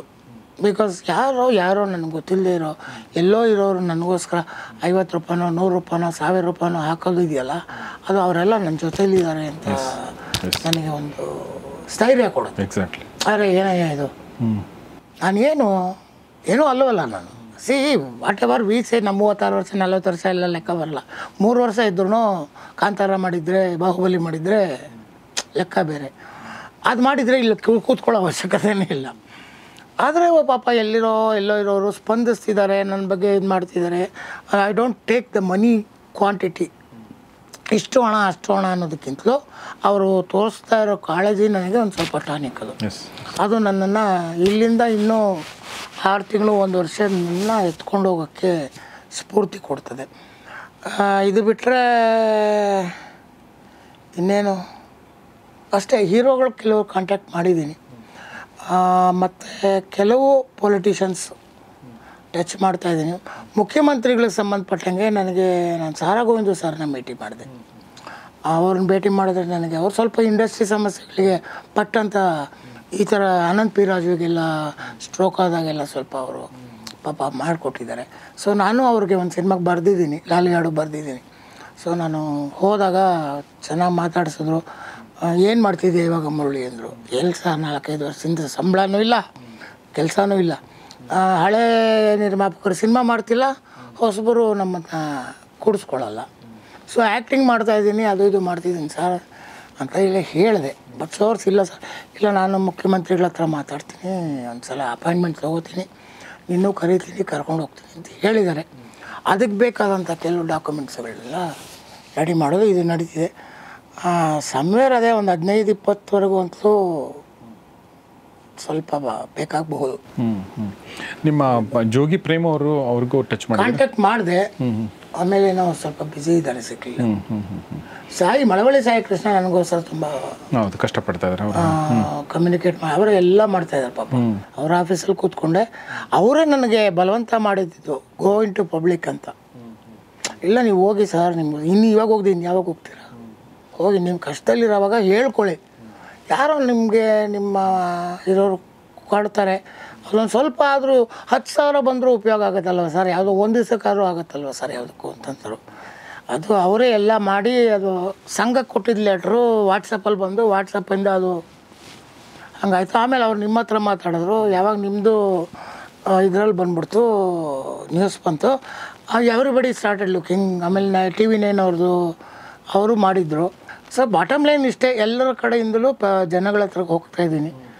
ಜನ ನನ್ನನ್ನು ನೈತಿಕವಾಗಿ ಬೆಂಬಲ ಅಂತೂ ಇದೆ, ಆರ್ಥಿಕವಾಗಿ ಒಂದು ಸ್ವಲ್ಪ ಬೆಂಬಲ ಕೊಟ್ಟು ಈ 6 ತಿಂಗಳು ಮುಗಿಸಿ 1 ವರ್ಷ ಅಷ್ಟೊತ್ತಿಗೆ ಬಂದು ಹೊಸ ರೀತಿಯಲ್ಲಿ ಹೊಸ ಪ್ರಾಜೆಕ್ಟ್ಗಳು. ನನಗೆ 2 ಗೊತ್ತಿರೋದು, ಒಂದು ಸಿನಿಮಾ, ಇನ್ನೊಂದು ಆಧ್ಯಾತ್ಮ, 2. ಈ 2ರಲ್ಲಿ ಖಂಡಿತ ನಾನು ಸಮಾಜಕ್ಕೆ ಏನಾದ್ರು ಮತ್ತೆ ಕೊಡಬೇಕು ಅನ್ನೋದು ನನಗಿದೆ. ಅದಕ್ಕೋಸ್ಕರ ಏನಾದ್ರು ಉಳ್ಕೊಂಡಿದ್ದೀನಿ ನಾನು. ಇಲ್ಲಾಂದ್ರೆ 4-5 ವರ್ಷಕ್ಕೆ ಮುಂಚೆ ಫೋಟೋ ಸೇರ್ಕೋಬೇಕಾಗಿತ್ತು. ಅದೇನೋ ಎಲ್ಲವೂ ಅದು ಆಗ್ತಾಯಿದೆ. ನಾನು ಮುಂಚೆ ಎಲ್ಲವನ್ನು ಮಾಡ್ತಾಯಿದ್ದೆ, ಎಲ್ಲ ನಾನೇ ಮಾಡಬೇಕು ಅಂತ ಮಾಡ್ತಿದ್ದೆ. ನಾನು ಬಿಟ್ಬಿಟ್ಟೆ 17 ಆದಮೇಲೆ ಬಿಟ್ಬಿಟ್ಟೆ. ನದಿ ಹರಿಯೋಕ್ಕೆ ಹೆಂಗೆ ಹೋಗ್ತಾಯಿದ್ದೀನಿ. ಅದು ಎತ್ಕೊಂಬಂದು ಇಲ್ಲಿವರೆಗೂ ಇಟ್ಟಿದೆ. ಸೊ ಇಲ್ಲಿಂದ ಮುಂದೆ ಇನ್ನೊಂದು 1 year will be crucial, 6 month will be very very crucial. ಅದಾದಮೇಲೆ 1 ಇಯರ್ ಆದಮೇಲೆ ಮತ್ತೆ ಇದೇ ಥರ ಬಂದು ಕೂತ್ಕೊಂಡು ಸಿನಿಮಾ ಬಗ್ಗೆನೋ ಇಲ್ಲ ನಾವು ಪಕ್ಕಾ ಆಧ್ಯಾತ್ಮ ಪಕ್ಕಾ ಇದು ಅದು ಬೇರೆ. ನನ್ನ ಕಾಯಿಲೆ ಇದೆ ಅನ್ನೋ ಕಾರಣಕ್ಕೋಸ್ಕರ ನಾನು ಕೊರಗ್ತಾ ಕೂತ್ಕೊಳ್ಳೋದಕ್ಕೆ ರೆಡಿ ಇಲ್ಲ. ನನ್ನ ಹತ್ರ ಇರೋ ಏನು ಟೈಮ್ ಇದೆ ಅದು ನಂದು. ಅದು ಹ್ಯಾಪಿಯಾಗಿರ್ಬೇಕು. ದುಡ್ಡು ಬಂದರೂ ಹ್ಯಾಪಿಯಾಗಿರ್ಬೇಕು, ಬರದೇ ಇದ್ದರೂ ಹ್ಯಾಪಿಯಾಗಿರ್ಬೇಕು. ಅದರಲ್ಲಿ ನಾನು ಎಷ್ಟೊತ್ತು ಹ್ಯಾಪಿಯಾಗಿರ್ತೀನೋ ಅಷ್ಟು ಲಾಭ. ಸೊ ಅದು ಆದಮೇಲೆ ಸಾವು ಯಾರಿಗೆ ಬಂದಿಲ್ಲ? ರಾಮನಿಗೆ ಬಂದಿಲ್ವೇ? ಕೃಷ್ಣನಿಗೆ ಬಂದಿಲ್ವೇ? ಪುನೀತ್ ರಾಜ್ಕುಮಾರ್ಗೆ ಬರಲಿಲ್ವೇ? ಏನೂ ಸಮಸ್ಯೆ ಇಲ್ಲದಿರೋರಿಗೆ ಬಂದ್ಬಿಡ್ತಲ್ವ. ಅಂಥವ್ರು ಬದುಕಿರಬೇಕು ಅಂತ ಜನ ಹೇಳ್ತಾರೆ, ಅಂಥವ್ರೆ ಹೊಟ್ಟೋಗ್ಬಿಟ್ರು. ಸೊ ಅದರಿಂದ ಸಾವಿನ ಬಗ್ಗೆ ನನಗೆ ಭಯ ಹೊಟ್ಟೋಯ್ತದು. ಬದುಕಿರಬೇಕು, ಅರ್ಥಪೂರ್ಣವಾಗಿ ಬದುಕಿರಬೇಕು. ಅದಕ್ಕೋಸ್ಕರ ನಾನು ಎಲ್ಲ ಒಂದು 6 ತಿಂಗಳು 1 ವರ್ಷ ಆದಮೇಲೆ 6 ತಿಂಗಳು ನನಗಂತೂ ಒಂದಂತೂ ಇರುತ್ತೆ. ನಾನೊಬ್ಬನೇ ಇರ್ತೀನಿ, ಕತೆ ಮಾಡ್ಬೋದು, ನಾನೊಬ್ಬನೇ ಇರ್ತೀನಿ, ಧ್ಯಾನ ಮಾಡ್ಬೋದು. ಅದು ಮಾತ್ರ ನಾನು ಮಾಡಿ ಏನೋ ಒಂದು ಸಿದ್ಧಿಗಳು ಮಾಡಿಕೊಂಡು ಬರ್ಬೋದು. But whatever I do, wherever I do, ನನಗೆ ಇವರಿಂದಲೇ ನಾನು ಬದುಕ್ತೀನಿ ಮುಂದಕ್ಕೆ. ಇವ್ರಿಗೋಸ್ಕರ ಏನಾದ್ರು ಮಾಡ್ತೀನಿ. Yes. So Murali Mohan sir ಜೊತೆಗೆ ಮಾತಾಡಿದ್ವಿ. ಮುರಳಿ ಮೋಹನ್ ಅವರು ಕಿಡ್ನಿ ಸಮಸ್ಯೆಯನ್ನು ಬಳಲ್ತಾ ಇದ್ದಾರೆ ಕಳೆದ 7 ವರ್ಷಗಳಿಂದ 7-8 ವರ್ಷಗಳಿಂದ. ಈಗ ಅವರ ಟ್ರಾನ್ಸ್ಪ್ಲಾಂಟೇಷನ್ ಟೈಮ್ ಬಂದಿದೆ. ಹೀಗಾಗಿ ಒಂದು ಆಪ್ರೇಷನ್ ಆಗಬೇಕಾಗಿದೆ. ಆ ಆಪ್ರೇಷನ್ಗೆ ಬೇಕಾಗಿರುವಂಥ ದುಡ್ಡನ್ನು ಅವರು ಸಜ್ಜುಗೊಳಿಸ್ತಾ ಇದ್ದಾರೆ. ಆ ಸಜ್ಜುಗೊಳಿಸುವಿಕೆಯಲ್ಲಿ ನಮ್ಮದೊಂದು ಕಿರು ಕಾಣಿಕೆ ಅಥವಾ ಒಂದು ನಮ್ಮ ಕಿರು ಕರ್ತವ್ಯ ಅಂತ ಹೇಳಿ, ಕಾಣಿಕೆ ಅನ್ನೋದಕ್ಕಿಂತ ನಮ್ಮ ಸಣ್ಣದೊಂದು ಕರ್ತವ್ಯ, ಅದನ್ನು ನಾವು ನಿಭಾಯಿಸ್ತಾ ಇದ್ದೀವಿ. ಸೊ ಅದರ ಭಾಗವಾಗಿ ನೀವು ಇರೋದರಿಂದ ನಾನು ನಿಮಗೂ ಕೂಡ ಕೇಳ್ತಾ ಇದ್ದೀನಿ, ದಯವಿಟ್ಟು ನಿಮ್ಮ ಕೈಲಾದಷ್ಟು ಸಹಾಯವನ್ನು ಮಾಡಿ. 7.5 ಲಕ್ಷ ಸಬ್ಸ್ಕ್ರೈಬರ್ಸಲ್ಲಿ ಒಂದು 10,000 ಜನ 20,000 ಜನ ನೀವೇನಾದರೂ ಹೆಲ್ಪ್ ಮಾಡಿದರೆ ಬಹುಶಃ ಅದು ಒಂದು ಒಳ್ಳೆಯ ಅಮೌಂಟ್ ಆಗುತ್ತೆ. ಮತ್ತು ಅದು 2025ರ ಈ ಒಂದು ಘಟ್ಟ May June July August September October November ಒಳಗಡೆ ಎಲ್ಲ ಮುಗಿದ್ಬಿಡುತ್ತೆ ನನ್ನ ಪ್ರಕಾರ. ಹೊಸ ವರ್ಷಕ್ಕಿಂತ ಮುಂಚೆನೇ ಮತ್ತೆ ಮುರಳಿ ಸರ್ ಆರೋಗ್ಯದಿಂದ ಬಂದು ಹೊಸ ಕಿಡ್ನಿ ಜೊತೆಗೆ ಹೊಸ ಆರೋಗ್ಯ, ಹೊಸ ಚೈತನ್ಯದ ಬಂದು ನಾವು ಸಿನಿಮಾ ಬಗ್ಗೆನೋ ಅಥವಾ ಅಧ್ಯಾತ್ಮ ಬಗ್ಗೆನೋ ಮತ್ತೆ ನಾವು ಖಂಡಿತ ಮಾತಾಡ್ತೀವಿ ಅಂತ ನನಗನ್ಸುತ್ತೆ. ಸೊ ನನಗೆ ಯಾವಾಗಲೂ ಅವ್ರ ಇನ್ಸ್ಪಿರೇಷನ್ನೇ. ಈಗ ಮತ್ತೆ ನನಗೆ ಏನೋ ಒಂದು ಅವ್ರ ಬಗ್ಗೆ ನಮಗೊಂದು ಪ್ರೀತಿ ಗೌರವ ಇದೆ, ಅದು ನಂಗೆ ಜಾಸ್ತಿ ಆಯಿತು. ಬಿಕಾಸ್ ಇಂಥ ಟೈಮಲ್ಲೂ ಅವ್ರ ನಗು ಅವರಿಂದ ಬಿಟ್ಟು ಹೋಗಿಲ್ಲ, ಹುಮ್ಮಸ್ ಬಿಟ್ಟು ಹೋಗಿಲ್ಲ. ಅದು ನಮಗೆಲ್ಲರಿಗೂ ಮಾದರಿ ಅಂತ ನನಗನ್ಸುತ್ತೆ. ಮುರಳಿ ಸರ್, ತುಂಬ ಧನ್ಯವಾದ ನಮ್ಮ ಜೊತೆ ಮಾತಾಡಿದ್ದಕ್ಕಾಗಿ. ಅದೇ ಅಕೌಂಟ್ ಡೀಟೇಲ್ಸ್ ಕೊಡ್ತೀನಿ. ಇಂಟರ್ನ್ಯಾಷನಲ್ ಅಕೌಂಟ್ಗೆ ಕೋಡ್ ಏನೋ ಇದೆ, ಅದು ಸ್ವಿಫ್ಟ್ ಕೋಡ್ ಅಂತ ಅದು ಕೊಡ್ತೀನಿ. IFSC ಕೋಡ್ ಕೊಡ್ತೀನಿ. ನಂದು Paytm ನಂಬರ್ ಎಲ್ಲ ಕೊಡ್ತೀನಿ. ಸೊ ಪ್ರತಿಯೊಬ್ಬರೂ ನಾನು ನೆನಪಿಟ್ಕೊಂಡಿರ್ತೀನಿ. ಪ್ರತಿಯೊಬ್ಬರಿಗೂ ನನ್ನ ಧನ್ಯವಾದಗಳು. Thank you very much. ಆಮೇಲೆ ಕೊನೆಯದಾಗಿ ನಮ್ಮ ಗೌರಿಶಕಿ ಸ್ಟುಡಿಯೋದಲ್ಲಿ ಸುಮಾರು 95 ಭಾಗ ಕನ್ನಡಿಗರು ಕರ್ನಾಟಕದಲ್ಲಿ ನೋಡಿದರೆ 5 ಭಾಗ ಕನ್ನಡಿಗರು ಬೇರೆ ಬೇರೆ ದೇಶಗಳಿಂದ ನೋಡ್ತೀರಾ. US ಇಂದ, ಆಸ್ಟ್ರೇಲಿಯಾದಿಂದ, UK ಇಂದ, ಅಬುದಾಬಿ, ಈ ಕಡೆ ಗಲ್ಫ್ ಕಂಟ್ರೀಸಿಂದ ತುಂಬ ನಮ್ಮ ಮೆಸೇಜ್ಗಳು, ಫೋನ್ಗಳು ಮತ್ತು ನಮಗೆ ಕಮೆಂಟ್ಗಳೆಲ್ಲ ಬರ್ತಾ ಇರುತ್ತೆ. ಅಂಥವ್ರಿಗೆ ವಿಶೇಷವಾಗಿ ನಾನು ಮನವಿ ಮಾಡ್ತೀನಿ, ದಯವಿಟ್ಟು ಈ ಒಂದು ಸಂಕಷ್ಟದ ಸಂದರ್ಭದಲ್ಲಿ ನಮಗೆ ಜೊತೆಯಾಗಿ ನಿಲ್ಲಿ ಅಂತ ಕೇಳ್ಕೊಳ್ತೀನಿ. Thank you very much. ನಮಸ್ಕಾರ ಎಲ್ಲರಿಗೂ.